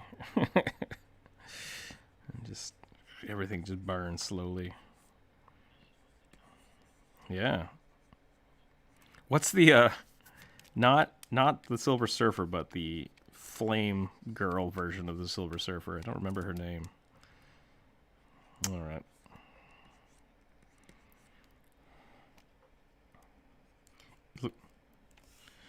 Well, so there was the Silver Surfer, and then the Silver Surfer was like, "Hey, screw this, I'm out." And so Galactus was like, "That's cool, I'll just take this girl," and he like lights her hair on fire, and that kind of becomes the new Surfer. No, I don't think she was. She wasn't silver. She was just on fire. Like the Silver Surfer has cosmic power and Mercury, and so this other girl, Gardine, is that her name? Does she have flame hair? She's golden. Interesting. Okay.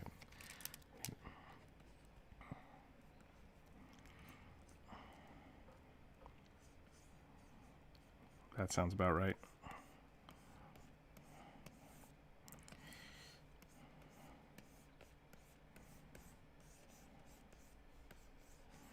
Nova sounds right.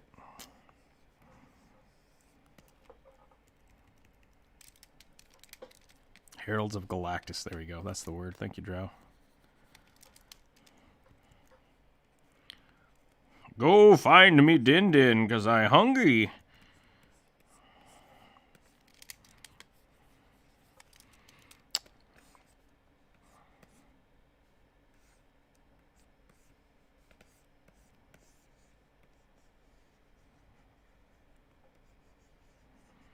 Whoosh. There we go. I think that's pretty good. Maybe it should go, and then we'll give her like little fireball hands down here. And just slowly burning.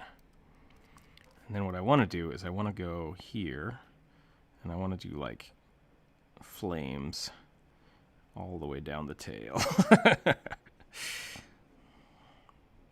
Oop, I lost it. I lost the This is why I didn't ever get into painting cars, because I can't do flames well. No, I really liked painting stuff, and I knew some guys that professionally did it, and they're like, "Yeah, you should come do that." And I was like, I can't really do a lot of artsy stuff when people just want their cars painted a color. They're like, you can draw flames, and I'm like, I can't draw flames. Turns out I'm really bad at that, so I never got into it. Yep, that's a thing. Oh, all the time.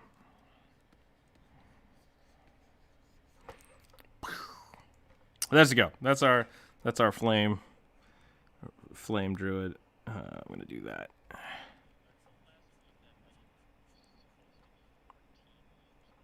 Betty Boop is a lot of gross stuff. Let's just a lot of gross.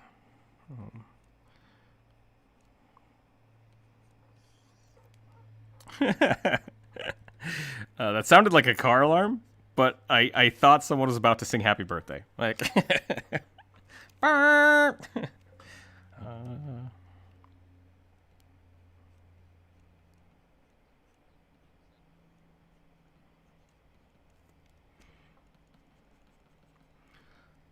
sounds like what happened.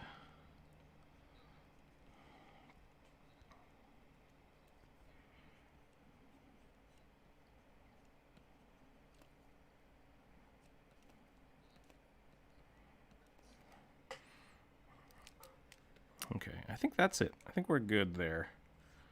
I'm going to put a little bit of fin because, fish. Can do that. I guess that should have been on fire as well. What does push the talk do? Basically, you have to push a button to talk so you don't hear anything in the background until you push the button. I wrote down Wildfire Druid Merfolk. And then I just wrote down crazy. I don't know what that was supposed to be. I might have been thinking something when I wrote that down. But let's look. Let's scroll up. What happened between the Wildfire Druid and the Air Genasi?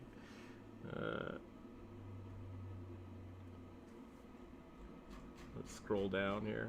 See what's going on. I tend to do that. Like if I'm talking and writing at the same time, I'll just start writing down what I'm saying.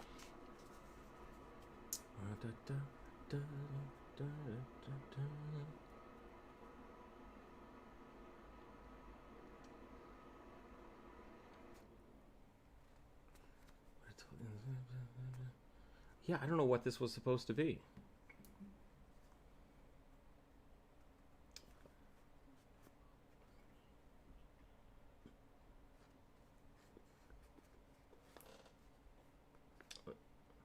Oh yeah. Oh, that's what happened. I wrote down crazy from Crazy H.R. Johns instead of what he told me to make. I just wrote down his name. Okay, so we're doing a female marrow. I don't know what that is. I'll look that up. Plate armor with a lightning trident. That would make sense. So more merfolk. Sierra, you're always welcome to join in here if you want. If you want to draw some armored merfolk.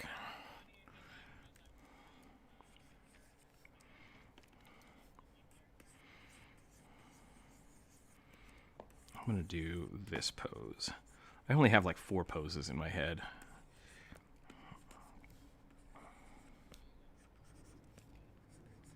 Do I?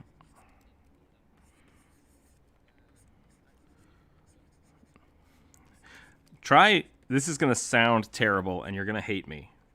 Try drawing the body first. I've been really trying not to draw the head first after our video because I discovered that I do it way too much and it screws things up. If you're struggling drawing bodies, especially like good positions, is that your issue or are you just not sure the anatomy? Okay. I would go ahead and start using reference more. If you're struggling with anatomy, just start looking for photos that have poses you like and try to break those down into shapes. So like chest, hips, spine, shoulders. And then from there, once you get good at that, once you get good at that, you won't need the references because you can pose those however you want. But as it is, I would start getting references. So you have your picture, and then instead of just copying the reference 1-to-1, I don't know why that's what I did. That was weird. Do this first. Try to find the shapes and the bodies first, and then draw over the top of that instead of just copying the reference verbatim.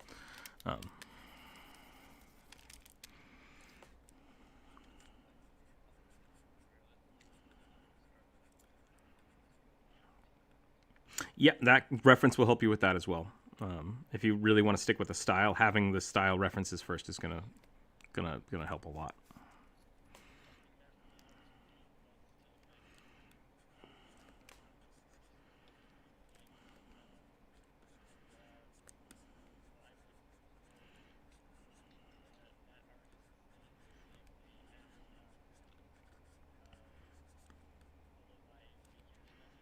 Yeah, that's a good idea.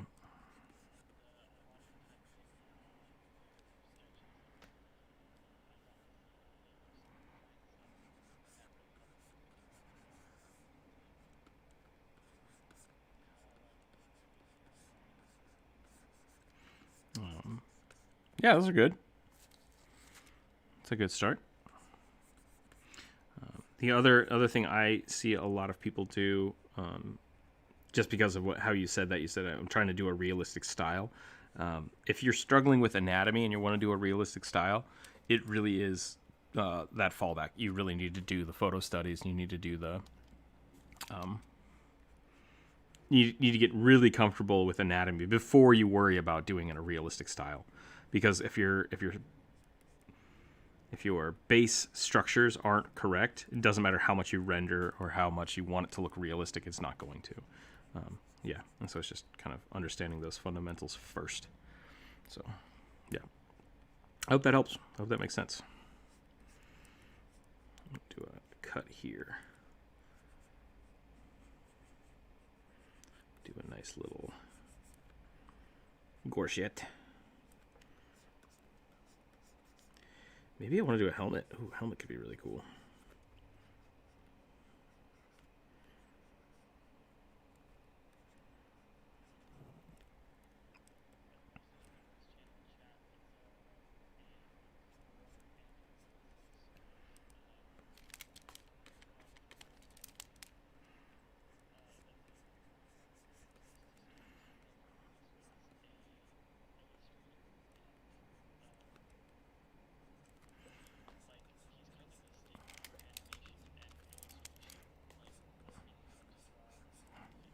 Yeah.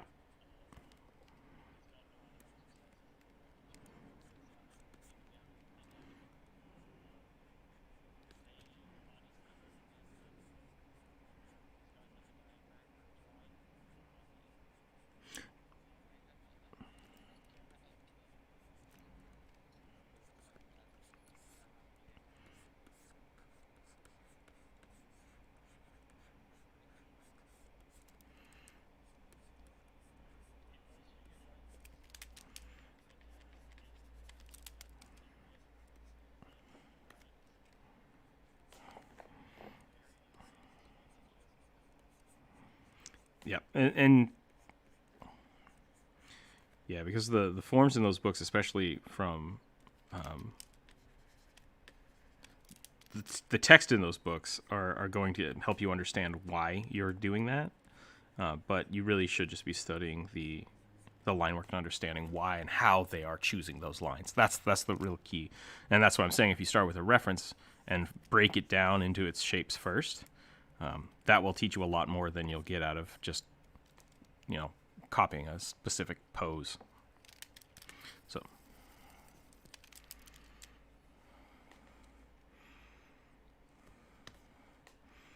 You've been trying to do one arm? You say you're trying to do just one arm for the last 20 minutes?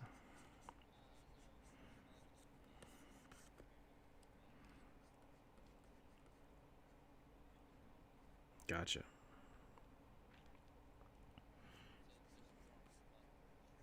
Try drawing the body first and try to understand the the structure, the base structure is going to be your biggest help there.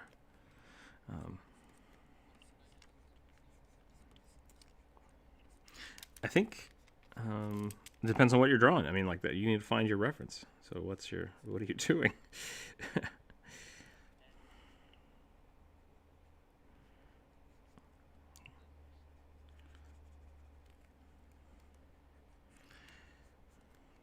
Anatomy. What's the Discord chat been talking? We've been talking about weird stuff. we've been talking about drawing and different things we can do. We've been talking about elves boinking things and kobolds. You know, the normal stuff we talk about. I want this high collar. I really want this high collar, but it's just not working the way I want it to. Oh yeah, Sierra, did you post something for your new video? Put it in the promotion tab. Nice. Definitely check that out. Check that out, people.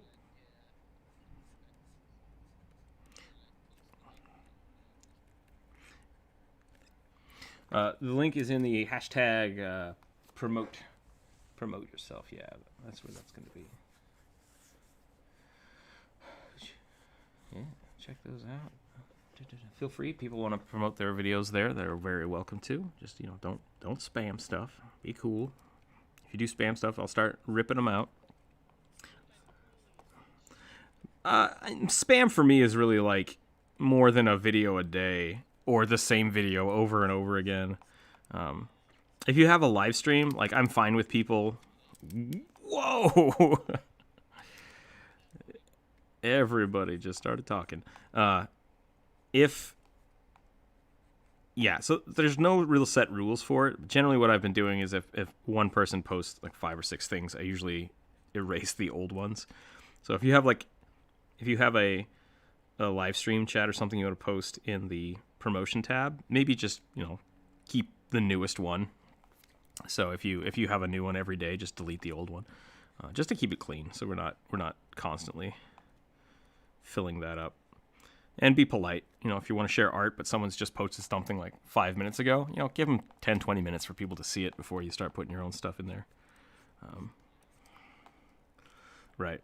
Yeah, because I've had a few people in other Discords where I'll be like, hey, check out my new thing. And they're like, great, now look at mine. And it's like, whoa. And then they'll post 5 or 6 things. It's like, why do you have to be the only person that has art here? Like, chill out. Yeah. I've had it happen multiple times by the same people, and it's like, okay, that is something that I will deal with. If I see somebody doing that and like basically just blocking out other people, I will talk to them and possibly remove them from the channel. But if all you're doing is sharing your art in a nice nice calm way, I'm totally fine with people posting like 2 or 3 pictures. Like, that's not an issue. Same with the promotion. Like, hey, I just made a new video, and the next day it's like, hey, I made a new video. Yeah, post it. That's fine. But, you know, don't keep spamming the same video. Like, hey, no one's looking at my video. Hey, look at my video. It's like, you need to chill. You need to calm down. Take your time. Take your time. Don't worry about it.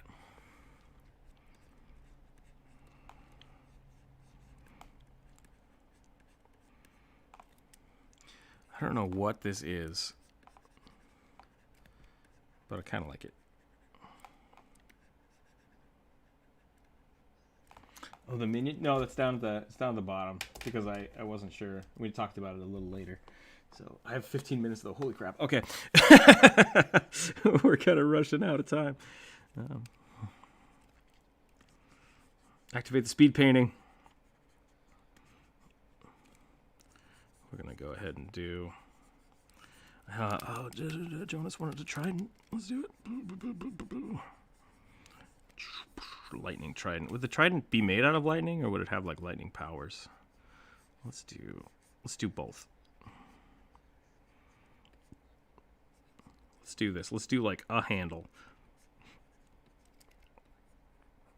It's like a reverse lightning rod.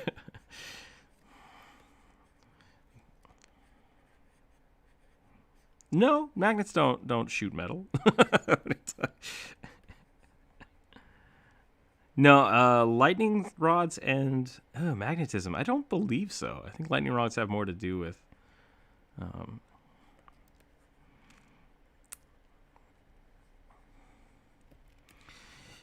Yeah, I don't think those are the same principles. They both use electromagnet. No, I don't think lightning rods have anything to do with electromagnetism. It might be a cause and effect. Like once you shoot lightning through enough metal, it might magnetize itself. But I don't know. I'd have to look that up.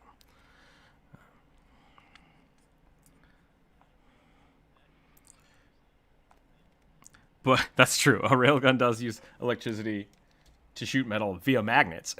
So I guess so.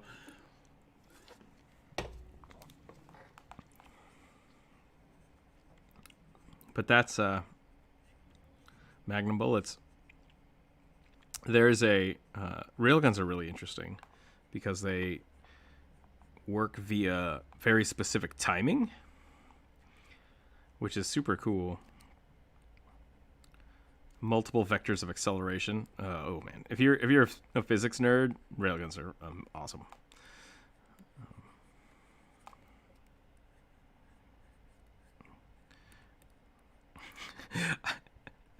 I want to tell. There's a really cool experiment you can do with magnets and ball bearings, but I don't know if I can talk about it on the stream.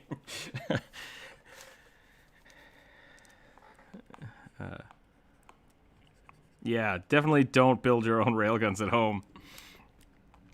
There should be. I'm sure the King of Random has made one. I know there's a bunch of stuff on YouTube for making homemade rail projectile devices. But still, the physics behind it is super dope. It takes so much. Like that's a huge feat of engineering to be able to do something like that in a controlled manner. Super well done.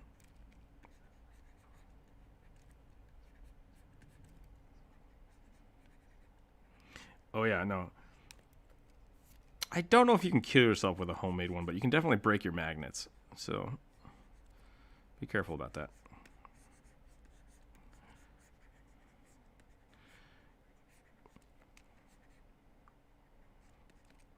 Project Thor.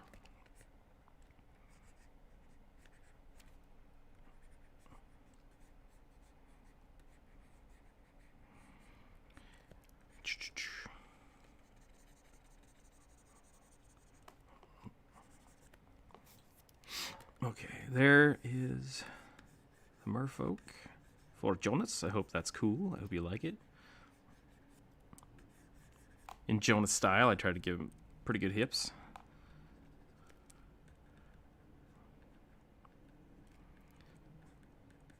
The next one is the Air Genasi.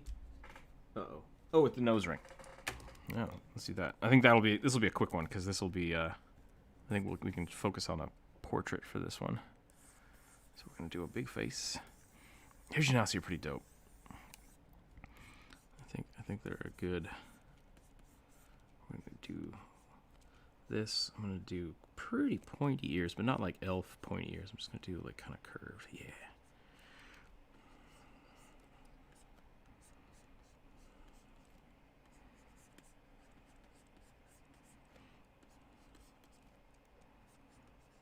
I don't know what the correct one is, but this is the one I'm going to go with. I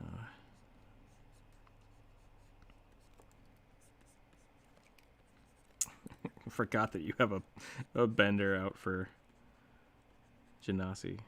Was that you? Someone hates Genasi. I don't remember who it was.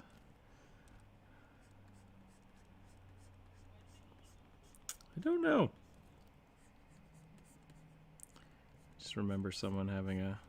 My mohawk keeps poking the microphone. It's bugging me. I gotta fix this. I gotta fix all this stuff. All this stuff needs to get fixed. I have so many projects. I know, right?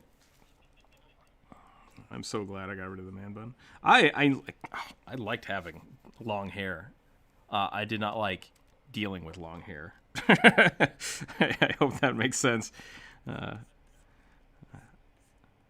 I had a lot of hair barrettes.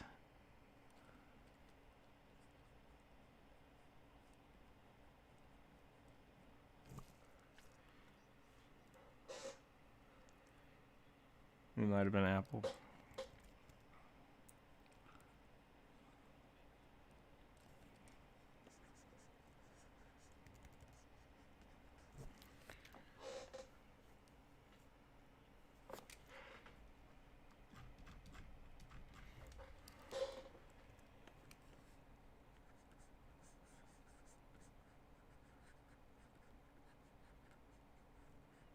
Shouldn't you also dislike goblins then?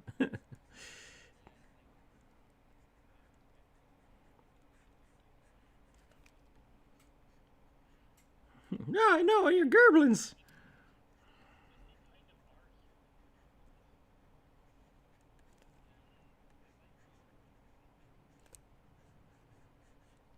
I'm gonna do something fun with these eyes. I'm gonna do reverse colors here.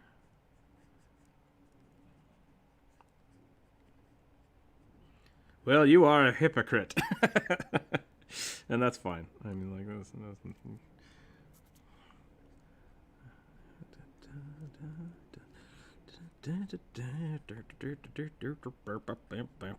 all right, we're getting this going. We're gonna do. I feel like if you have a nose chain, you're probably gonna be pretty make-upped up. I'm trying to look fancy. So we're gonna go a little bit here. Gonna go a little bit here. I'm gonna go really dark on the.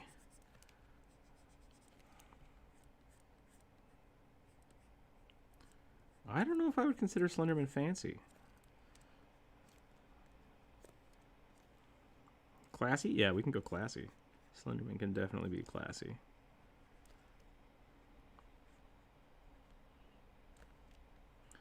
Cool. That would be an interesting movie. Slender Bond. Oh, that doesn't sound right.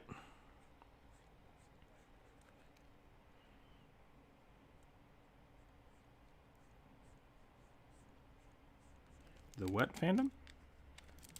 The creepypasta?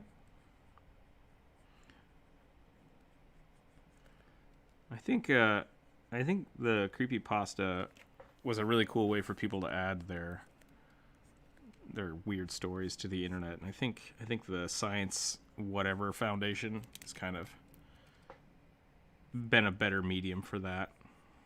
Yeah, the SCP. I think the SCP kind of made the creepypasta unnecessary. Oh, really? I didn't know that.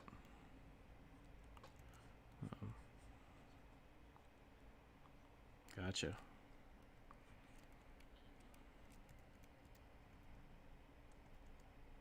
That's kind of what I think happened. I think it kind of got.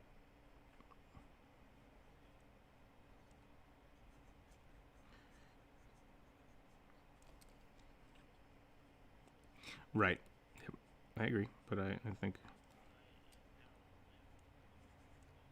Yeah, it's a little more robust.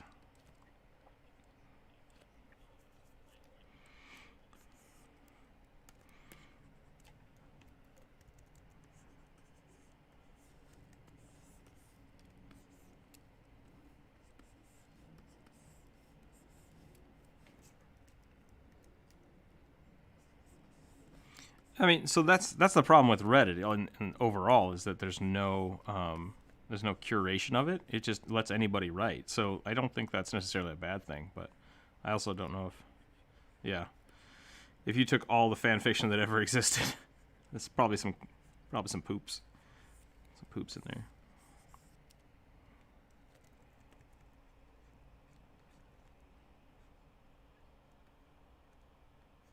Yeah, that's totally fine.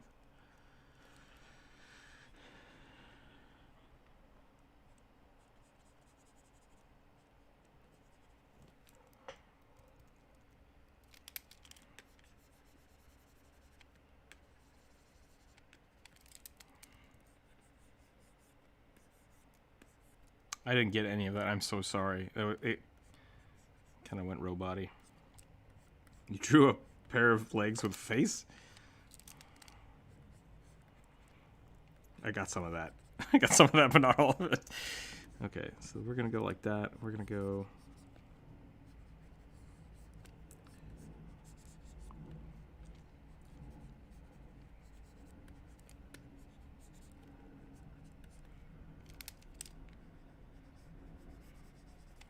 Welcome to the internet. Yeah, I mean, that's kind of the downside of Reddit. People.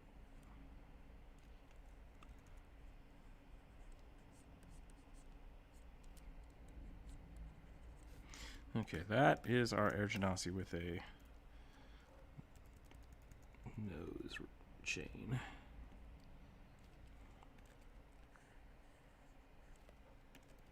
Sure. Move that over a little bit. Done. Okay. Wait. Ah! No! I need to rotate this.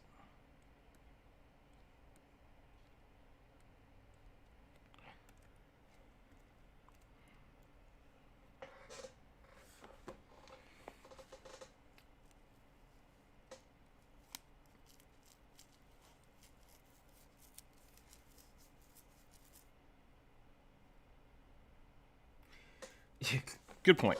Good point, Jonas. Yeah.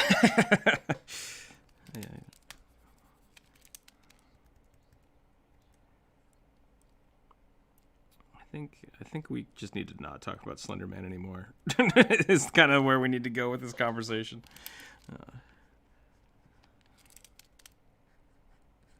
Yeah. No, I think it's fine to bring him up. I think it just charged the conversation a little too much.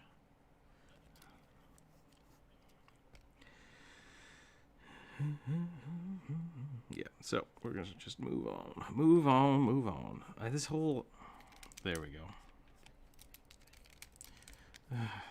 Okay, we need to stop talking about not talking about stuff. That's how this conversations just keep going.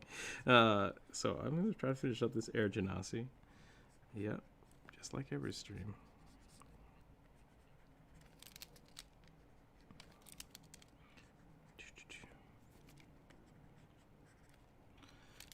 I think this cheekbone is too low.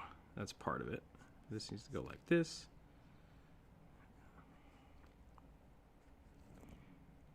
We're gonna do it like that. We're gonna add the ear.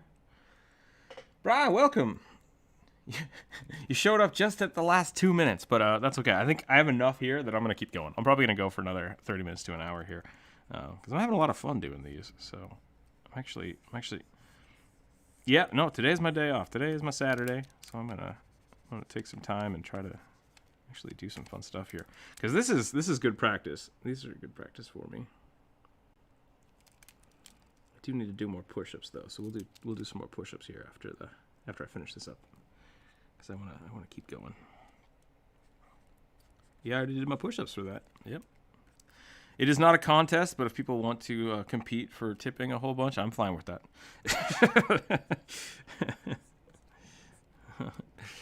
The tour, yep, of course I'm fine with that. Tips are always welcome. Yep.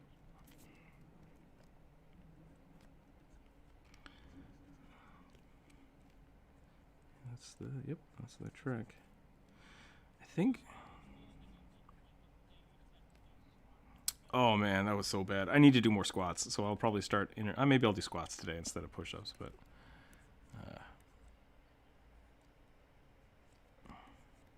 I think the day I said I was going to do squats, I ended up doing like 200 and some squats after never doing squats for like years.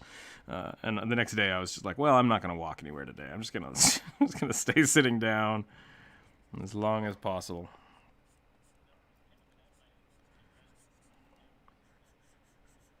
Yeah, no, it was definitely a trick day. Oh yeah, no, they wanted me to suffer. That's definitely what it was. They definitely wanted me to suffer. Let's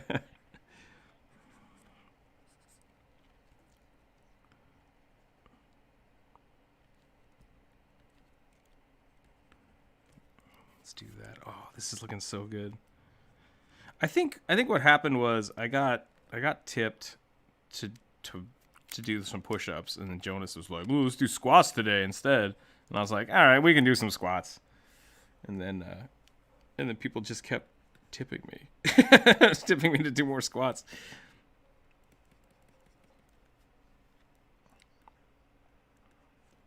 Well, part of it was, yeah. Part of it was drawing skulls too. Like that's also part of it. It's written on there. People watching the YouTube, you can see why I draw.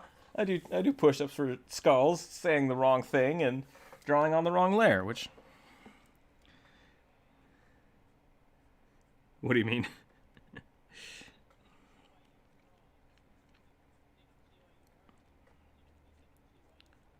Oh, yes, you can see why I do push-ups. If I did say that, I think I have to do push-ups. But it's on there. Let's do some squats.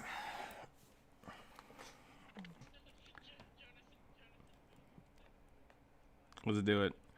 All right, we're doing some squats. I think this is done. I think this is a good Air Genasi. I need to reattach this this earring here. There we go. I think that's that. I'm going to do some squats real quick. I'm going to do 25 because thank you, Bri, for your contribution. As always, your support is very helpful. And I'm going to do some squats. Let's do it. So.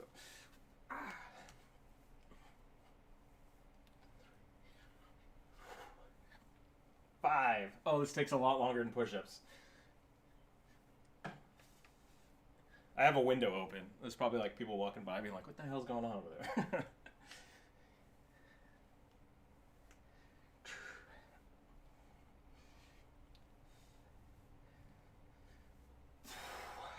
Three more. Squats.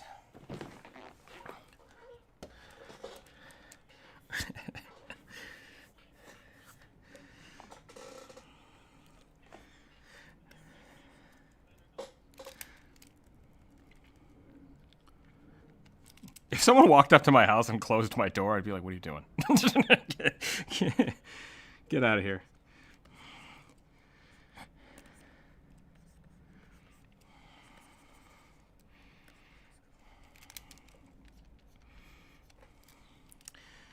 Okay, there we go. That's the Air Genasi. That looks pretty good. I dig it. I dig it. That was a good suggestion. Whoever made that suggestion, thank you. That was fun. Give me some time to draw faces, which is what I need. Dwarven Cook. Oh, did someone say squats? I told you this was going to happen. Jonas, this is your fault. More squats. I'm going to go close my window. I'm going to go close the window. That's what I'm going to do.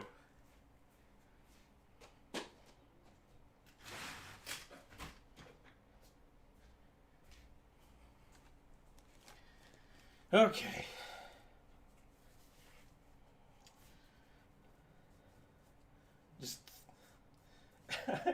Just we want to see that you can actually do push-ups. Here's $50. 14,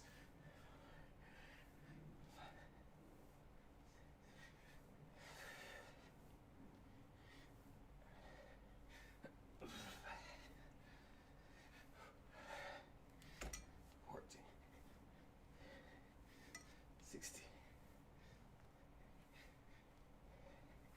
19, 20. That did happen. It almost killed me. One day, I think I did, the most I've done in one day was like 250 something, which was a lot. Whew.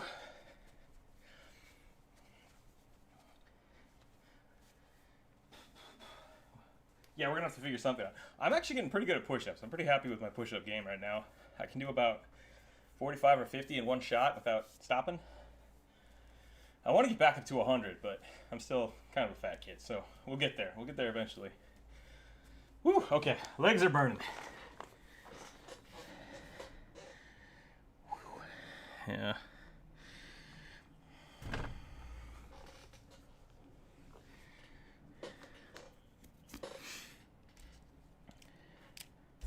Interesting. Just kick off the metabolism. Dwarven Cook.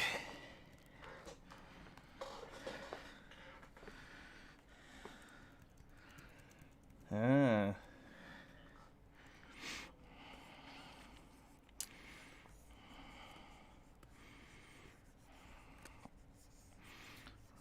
That's cool. I feel like at the same time you could just eat better and not put as much stuff in your gut, and that might help.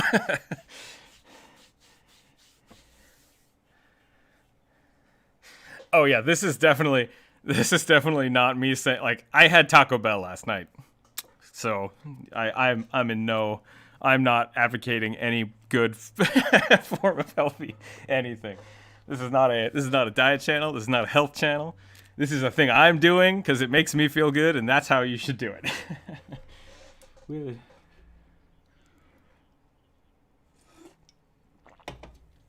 I would be totally fine with doing like an art gym collab sometime. I think that would be really fun. Yeah.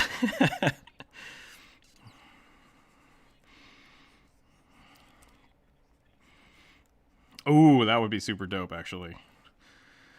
Dang it. Sarah, you have a lot of good ideas. Make more videos.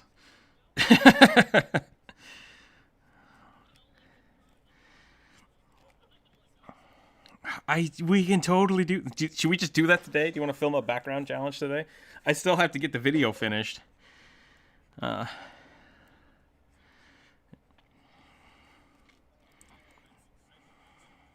I gotta go.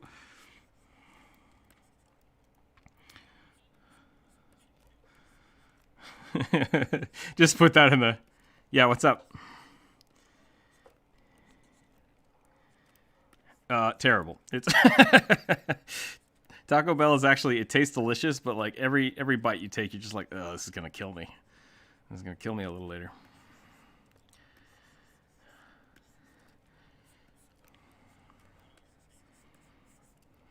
Yeah, talk about those big. All right, be real careful not to talk over each other.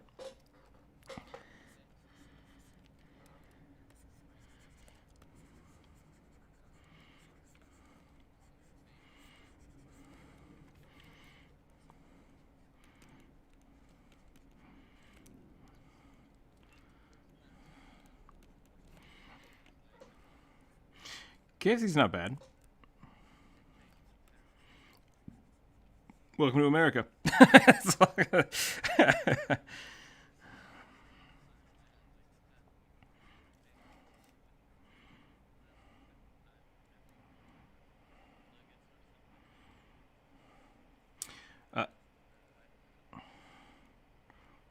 too bad. It's too bad. Yeah, I'm not a big fan of fast food. I don't eat fast food a lot. Yesterday we did. Yeah, that too. Normally, yeah, I don't eat out very often, and when we do, it's out of convenience, which is not great. But cats went to the vet, had to sit around, went to Taco Bell, ate like 10 tacos. Super good.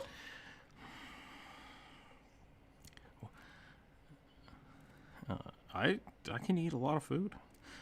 I'm a big dude. I'm actually not that big of a dude. I need to stop saying that. If I'm offending anybody by calling myself a fat kid, please let me know. That's a trick. That's a trick question. I'm not answering that. I'm an amount tall that is proper to my body. So no, I'm a short dude. I'm a short dude. But no, I do definitely. I when I was younger, one of my friends came back from Iraq, and he was so used to doing physical training in the army.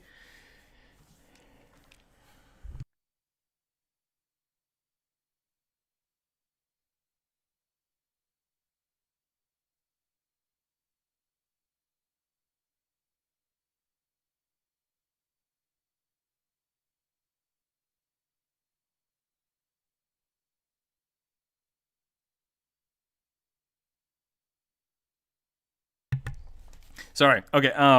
No. So one of my friend came back from Iraq, and he was just like, "We have to go to the gym. We have to get buff." And I'm like, "I'm a skinny kid." Well, I wasn't skinny. Either way, I wanted to get healthier. I wanted to get more muscle. So I started going to the gym with this guy who just was used to just hulking out every day. And so I got in really bad habits of like yelling at myself to make myself work out more. And so I'm not a fat kid. I'm not a fat kid. My BMI is way too high, but I do have quite a bit of muscle. So it's kind of like I need to lose a little bit of weight, but I'm definitely not overweight. By a lot. I am overweight, but not by a lot. So I'm not a fat kid. but I definitely kind of verbally abuse myself in the attempt to do that. So if I do that, I am sorry. It's just something that I've gotten used to because it's a joke to me, but I realize that maybe it's not funny to other people. So I am sorry if I do that. That's something I need to work on.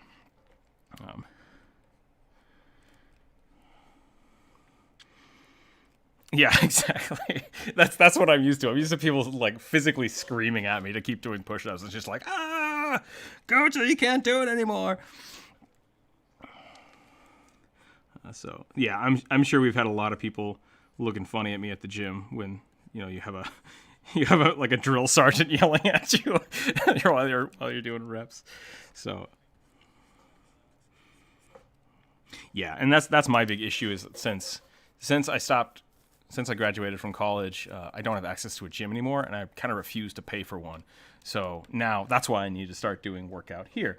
And that to me it's important for me to keep doing that. And I want to be healthier. And that's why I've decided to do the push-up thing with my stuff. So definitely it's something I've decided to do. It's not something you have to do. I'm not advocating that people need to do workout stuff to be happy with themselves. But I'm a big... I'm so... If I don't force myself to do that stuff and I don't get aggressive with my need to work out, need to do it, I will just sit on the couch. I will just do nothing. I will just sit and yeah. So don't think... I don't want anyone to feel like I'm shaming them into not doing something because they're not exercising. But if you ever feel that way, please let me know.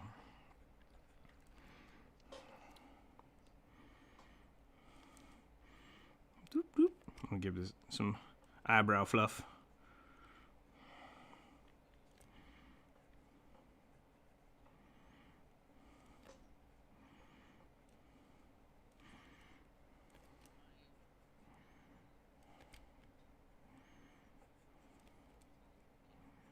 See, I was the shortest kid. Yeah, I was the shortest kid in every one of my grades.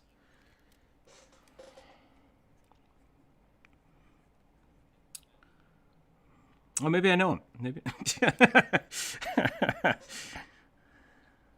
Yeah. All short people know each other. That's just how it is.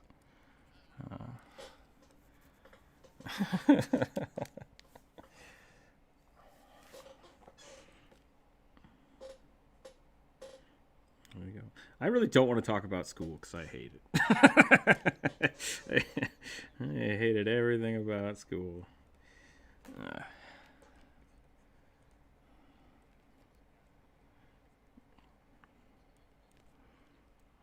I think learning other languages or being exposed to them is pretty good.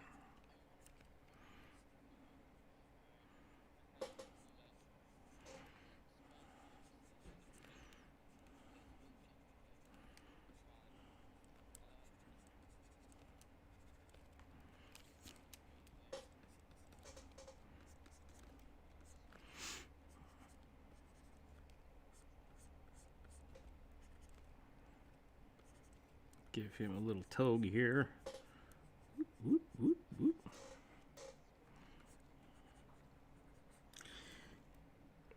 Yep.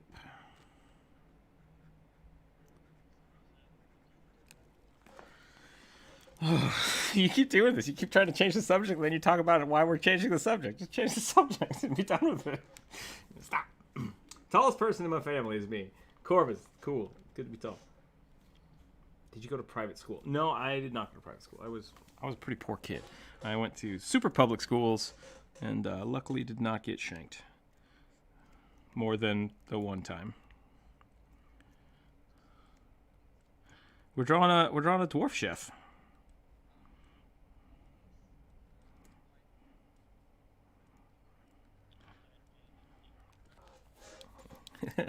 He's cooking a kobold.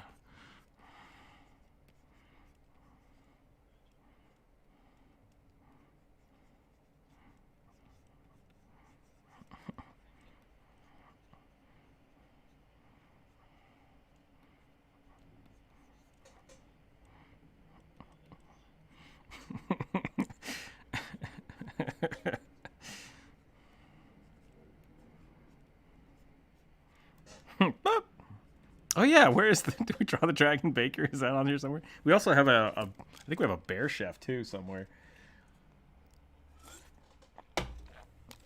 But that's our dwarf. That's our dwarf cook.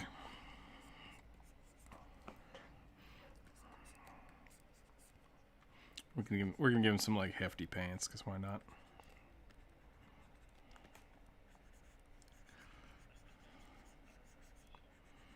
Rugby chef sounds about right.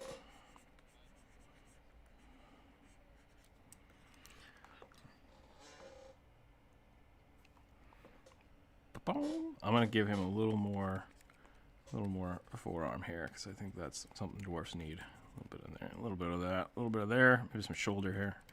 Hell yeah! All right, there we go.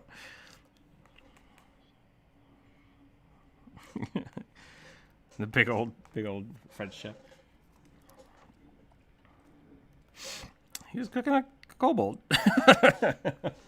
Cooking a kobold. All right, metal-faced minion. Did I forget a half? What's happening? Oh, cook a halfling. Come on. That would need a really big pan.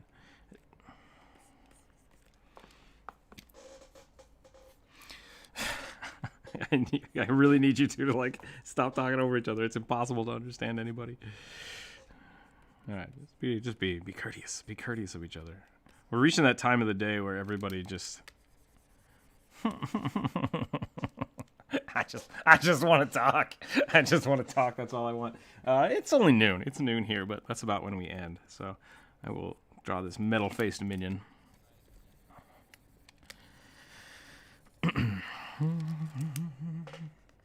Is it Goldtooth? No, I don't think it is Goldtooth. Goldtooth would not go in a pan willingly, and I don't know if anybody could make him.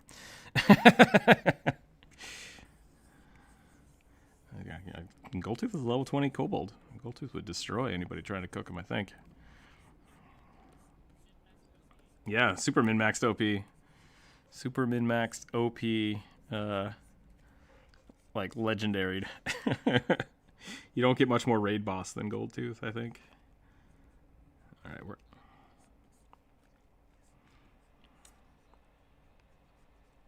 No, that's totally fine. I really appreciate everybody in the Discord chat. It's just there are a lot of people here now, and we need to make sure that we're giving everybody time. So, just try not to... We have a rule. We have a rule about... Go ahead. Go ahead. We have a rule about basically like when someone talks, pause, give them a second to make sure that they're finished with their thought, and then add to it, and that kind of helps the flow of the conversation. Because otherwise, we have people talking over each other all the time, and it gets messy.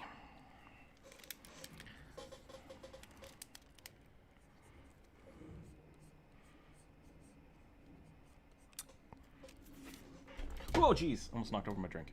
Go ahead, Mr. Sai.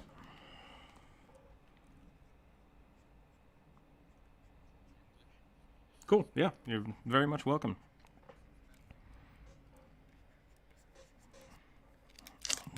You know what? I'm gonna do this.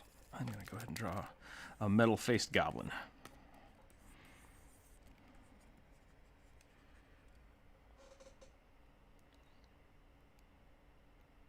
I'm a fan of eating most monsters. Corvus. There's like 13 people in the Discord or something. No, not today. We had a bunch earlier, but we're kind of slowing down, which is fine. I keep bumping my head on the microphone. It's driving me crazy. Driving me crazy. All right. We're gonna get a big old goblin ears in here. Once again, I do the head first, which is not as intended. We're drawing there right now. Drawing that metal-faced goblin. That is not how bodies work. That's not how bodies work at all. You asked for a minion. Like, what are the... Like, I can't draw a normal person as a minion. I mean, could, I guess, but... I don't know. Yeah, but a bandit's a bandit. I would probably also draw a goblin bandit.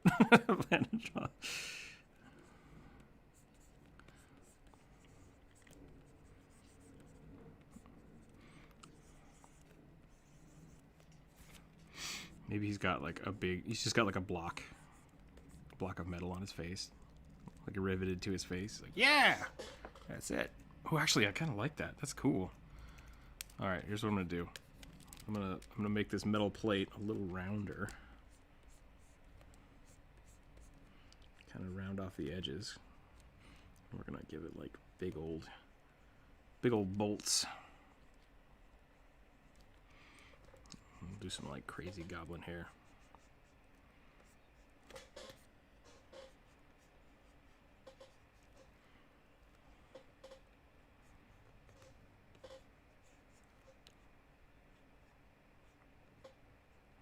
Looks like Bastion. Oh yeah, weep whoop.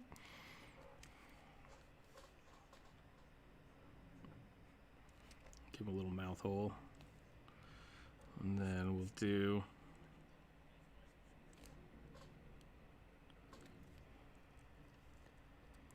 should we do a little eye slit like right here? Or better yet, I like the idea that there's one hole cut in it. No, that looks dumb. I don't like it. We're gonna go with that. We're gonna go with the face. Oop! How did I get to red? I don't know how I did that.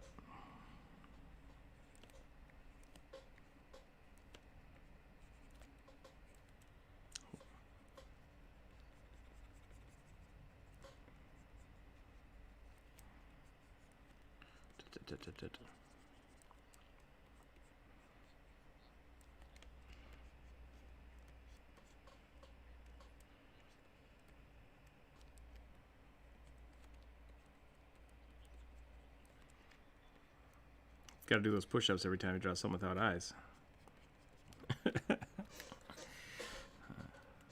No, that's Jonas's thing. Whenever Jonas draws something without eyes, we try to make him do push-ups. I'm a big fan of that kind of mentality, though. I used to do that with video games too. We have a few videos out on the Tandem Gamer site like that, where we set up a drinking game scenario of. We used to do it with League of Legends. We did Dark Souls. We did Dark Souls like that. If you died, you had to do push-ups. We also did Dark Souls where you had to actually drink, and that was the last time we drank. But M? I don't know who is M.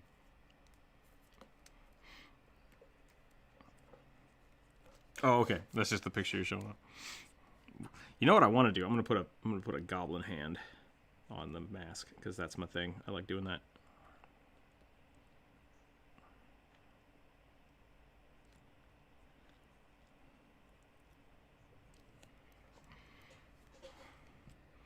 Okay, and then we're gonna give, because he's got a metal mask, I assume he's got more metal. We'll wrap that around. Thank you.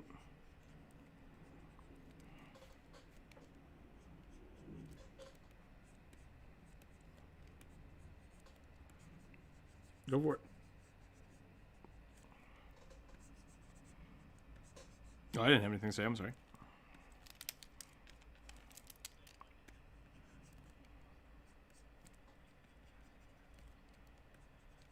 That's such a good game.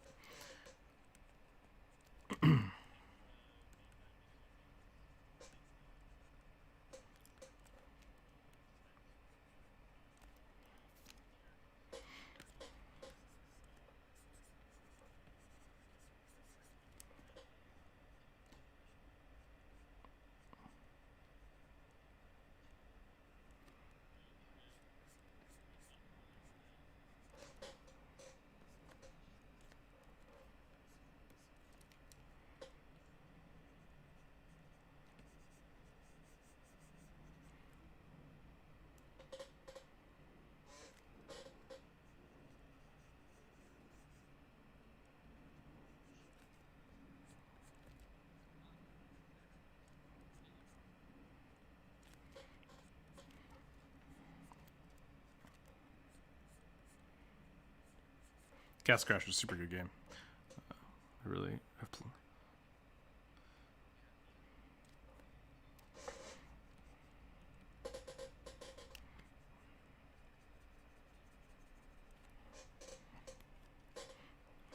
I'm a big fan of those type of games.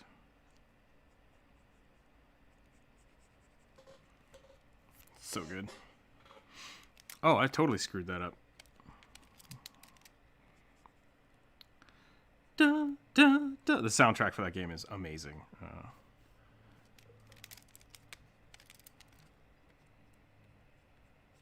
If you want a good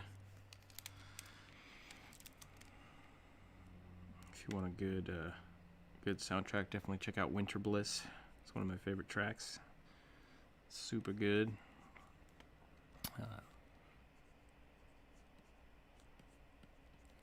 Love Castle. I actually 3D modeled a Castle Crasher for a game once. That was fun. It was a school project. It wasn't like an actual game, but.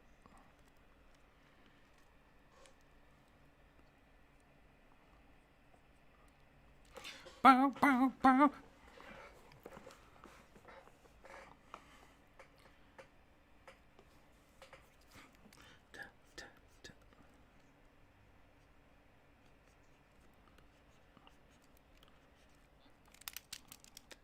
Let's do this. I have not played Hollow Knight yet, but I've watched a lot of people play it. That's.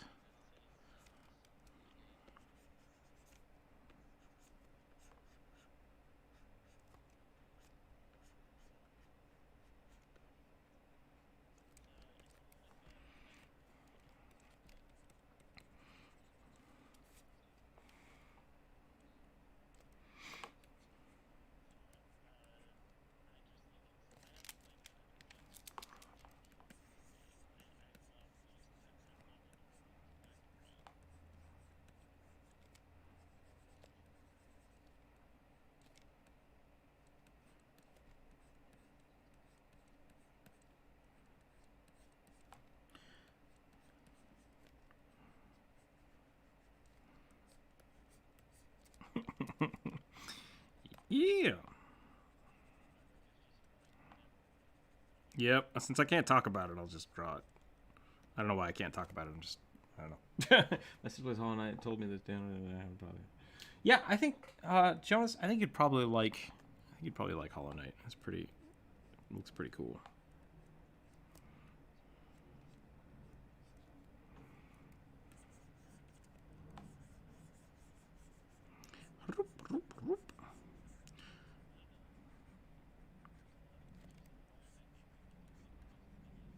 Yeah, I think that's.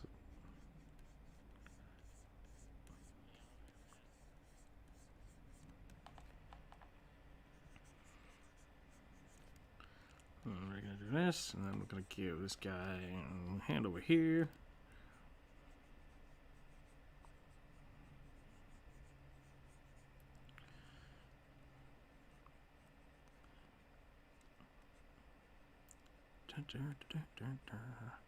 Get the claw hand, because that's what I draw.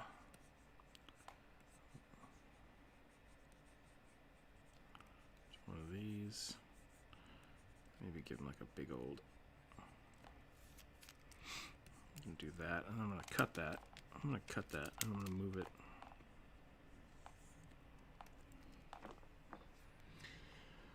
Ooh. I think like D&D based Link is already D&D based Link. and yeah, but have a good day. Thanks for hanging out. I think we're about good on this. I'm gonna give this guy another paint stroke here. Yeah, there's a lot of really good art out right now that's doing that kind of stuff. I think Skirts has been doing some of that. You should check out her work on Instagram. It's pretty good.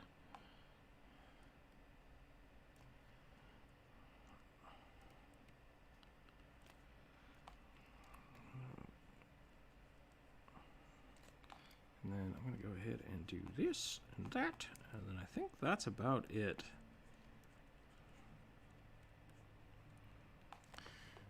I think we're just about good. I'm going to give some more hair floofs up here. Really make this kind of poofy. And I think that's it. I think that's our metal-faced goblin here. Maybe I'll give him a dagger.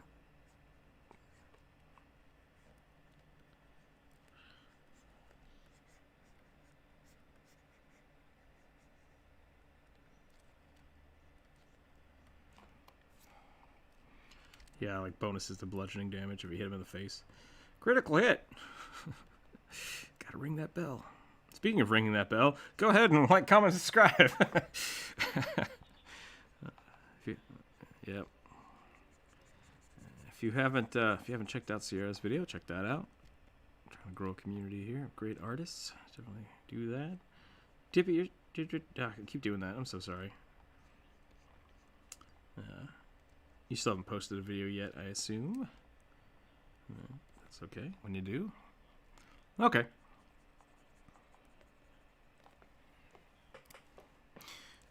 Yeah.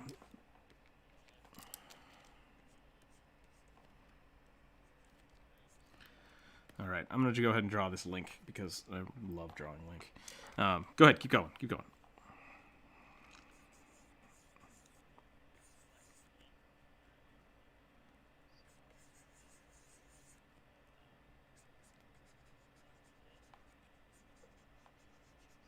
Oh, yeah? I don't know if I think I saw that one.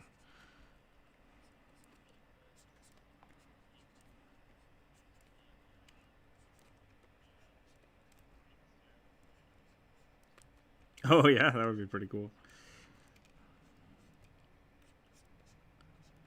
I was Link. I've been Link for Halloween.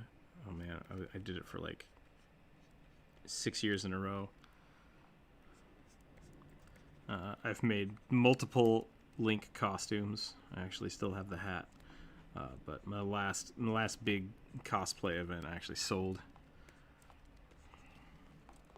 Which is your favorite Link? Which is my favorite Link? That's tough. That's real tough. I really liked Twilight Princess Link. But Breath of the Wild, I think, is a great, like, favorite game. Is somewhere between Twilight Princess and like Link's Awakening. They're both great. They all have this really cool place in my heart for. It's probably one of my favorite series. Which is why, if you go to the Tandem Gamers, you'll see we've played like 5 or 6 different Legend of Zelda games. But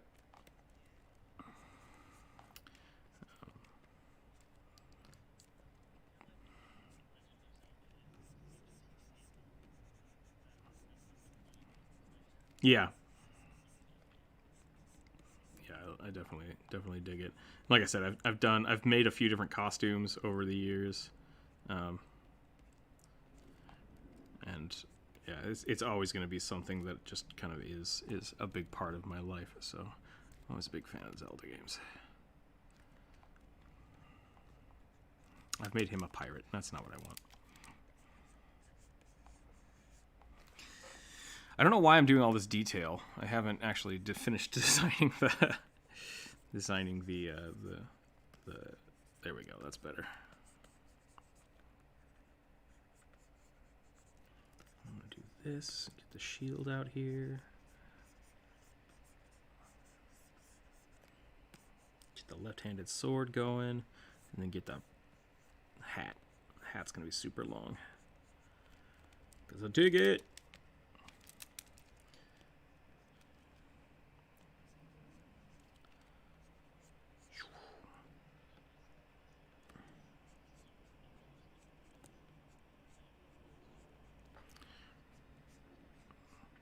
Please.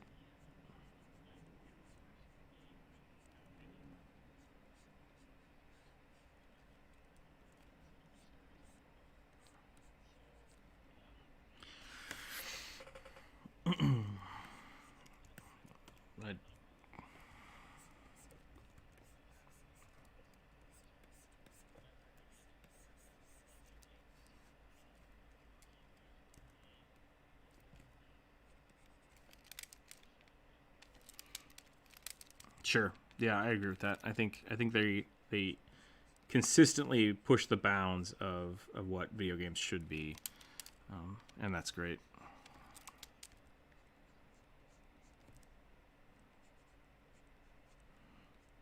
Sure.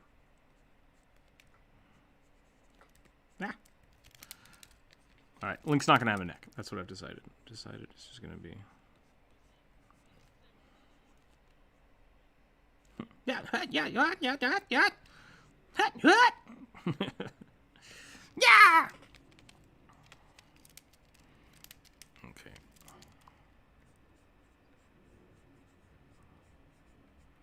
Okay, we're gonna do that. We're gonna do that. Give him a scarf. We'll make him a Mega Man Link. Actually, that looks pretty dope. I'm gonna do that. That was a joke, but I like it now.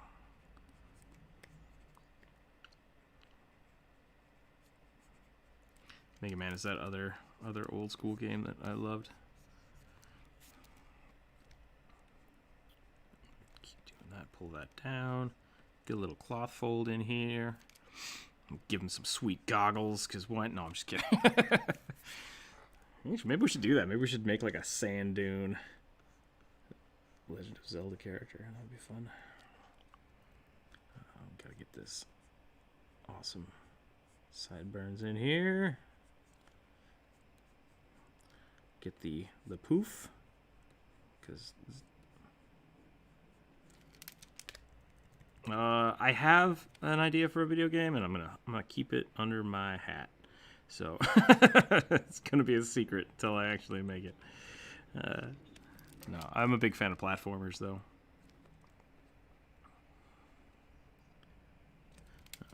So I have a pretty good story written up.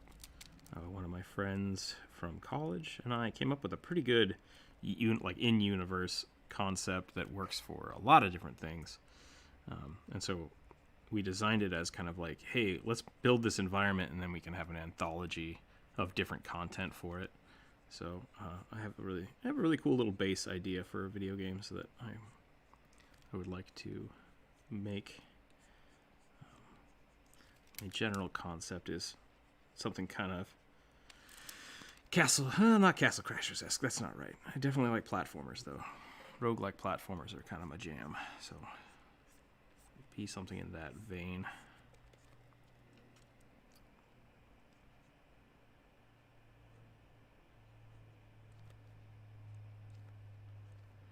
That's fun.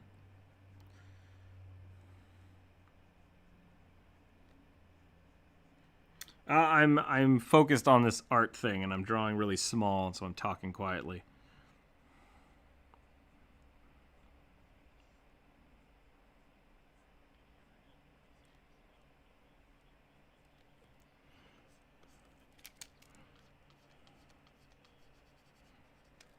That's cool.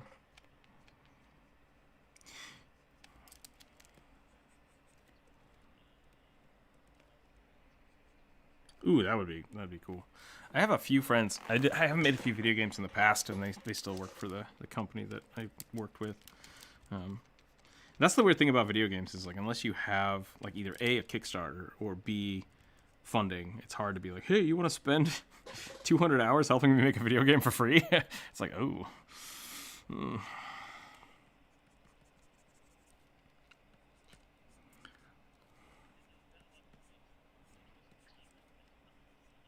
Yeah.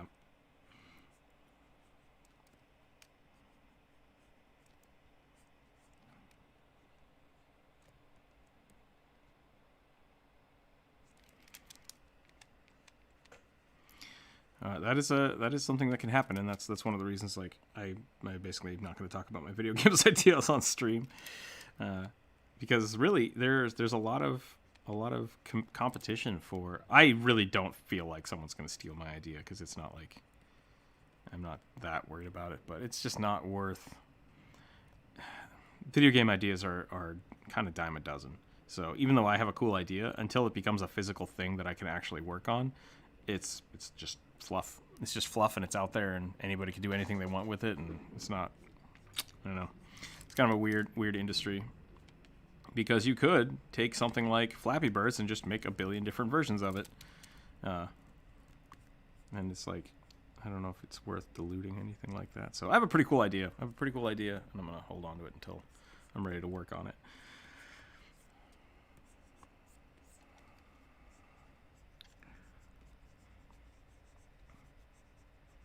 Let's do that, and then we'll do the bird, because the bird should be on there.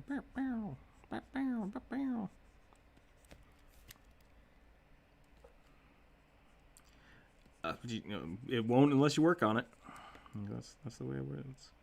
That's the way it works.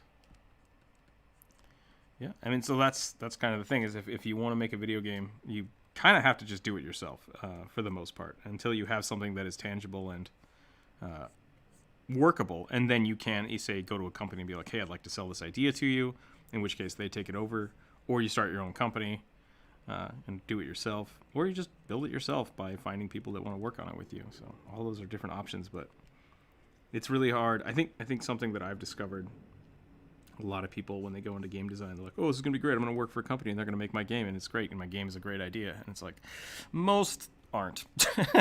I've come up with a lot of video game ideas that are just it's just fluff. Like, you really have to come up with a really cool core concept, a really cool mechanic, and then figure out how those work.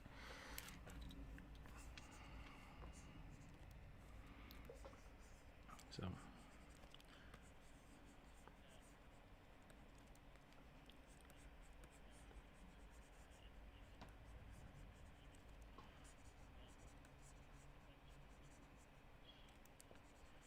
yeah, and that was kind of that's a great point with Zelda.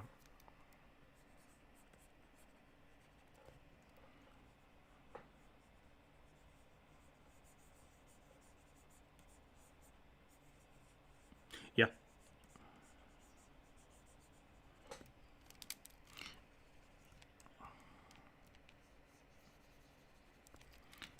Here's the thing: a lot of people think they can just sit down in their basement and make a game and just be done with it.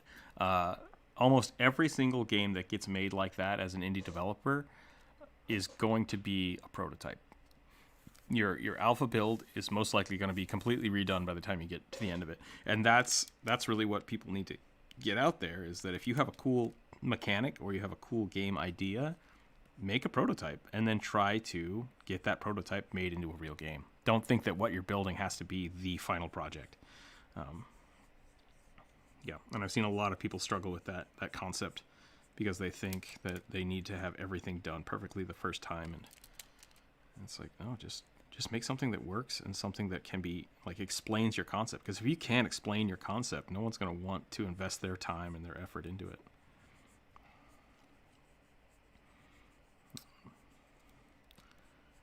And so there's a lot of different ways you can kind of go around doing that. I really like video games design. I really like video game like prototyping, but it is very time consuming and it's something I'm going to try to get back into, but not right now. Like, I have so many other things on my plate that I know if I try to do that, one of the things I'm doing right now is going to go away, or the video game will not work. So I'm just going to try to. That's why I'm trying not to talk about what my actual design is, because it's, I want to give it its time when I have the time to do it. So.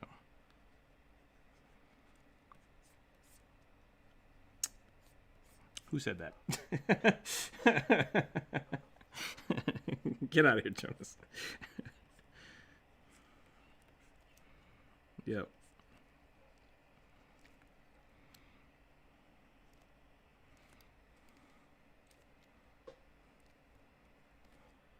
Yeah.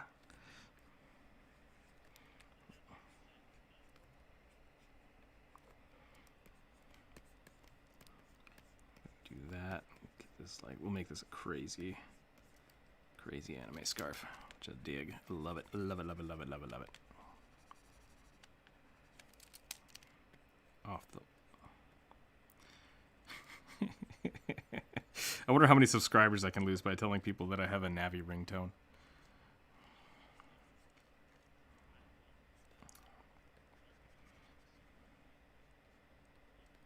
Hey, listen! It's like, I've got it. I've played this game before. I know what's going on. That was really the problem. I think Navi was a great idea, and it is a really nice way to integrate kind of tutorials without forcing tutorials. But for anybody that had played the game and understood it, it's just like, it's too much. You need an option to turn it off. And they did the same thing with Phi, however you want to do that. It's like, yeah. Because, and that's the thing, like, they didn't learn from the previous comments, being like, you can tone this down, let me skip this, like, don't And that's an example of someone having a really good story that they want to tell, but not allowing players to bypass it. And I think Kojima is like the biggest offender of that. It's like, no, the story has to be perfect. It's like, I've played the game. I don't need the story at all. Please stop. It's like, no, you're gonna watch the whole movie. It's like, oh god. It's just, all right, here we go. And then the feet. And then I gotta draw the feet.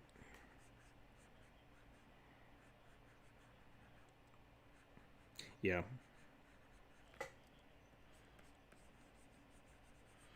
And yeah, the old guy at the beginning kind of had his means of tutorial, which I find... I didn't do speedruns.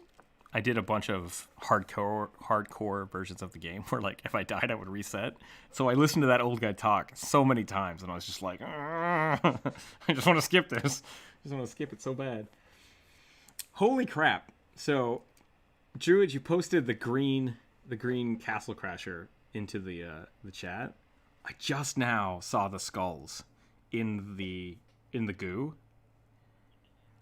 It's so subtle. It's so good. And I think a big part of that is them designing that game from Flash originally. Like, that's what they started with. But holy crap, like, such a good... Oh, really?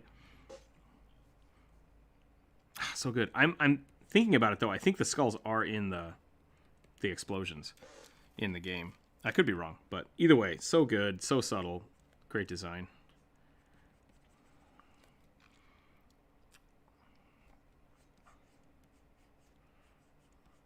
But okay, we're going to go with that. Give him a little bracer.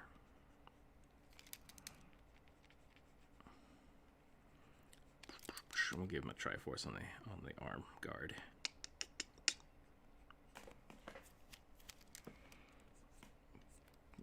The what? Bug squasher. I do not know what you're talking about.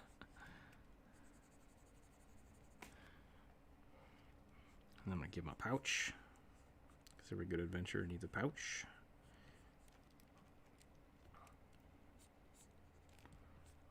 Go like this. Bloop, bloop, bloop, bloop. I'm not even there. Yeah, I really like Navi. I think she's fun. Plus, I like the idea that you get this little Minish Cap is also one of my, like, I really liked Minish Cap. The stupid little hat yelling at you and stuff. So good.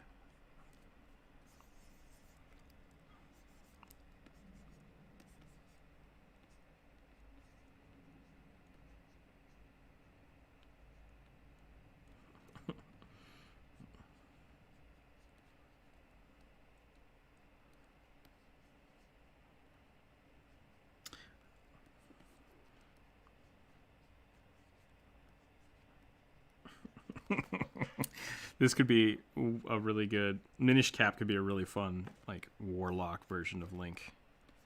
Where instead of having a sword, you have a talking hat. I can give you shrinking powers. That would be really fun. But I think that's it.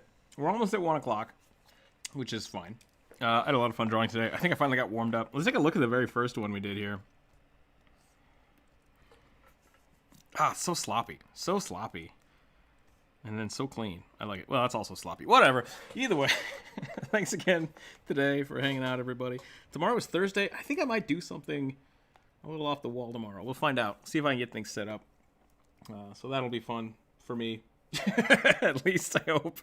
We'll find out what happens. We'll find out what happens.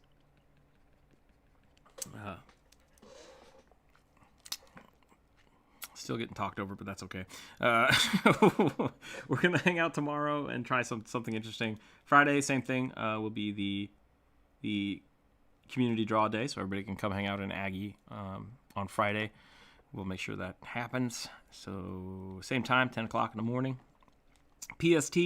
I'm gonna try to do some prints today, so hopefully the Hobgoblins and Up tiers of the Patreon will be getting prints sent out in the mail in the next day or two.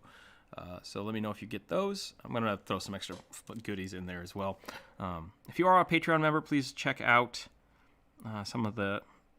Oh, I didn't upload the trolls yet. That's a bummer. I will do that. Toot sweet. With the troll upload to the Patreon, I'm going to ask people about some different reward options just to get your opinion. If you check those out, let me know. Otherwise, just drop them down in the Patreon-only Discord chat. I'll probably repost it there as well.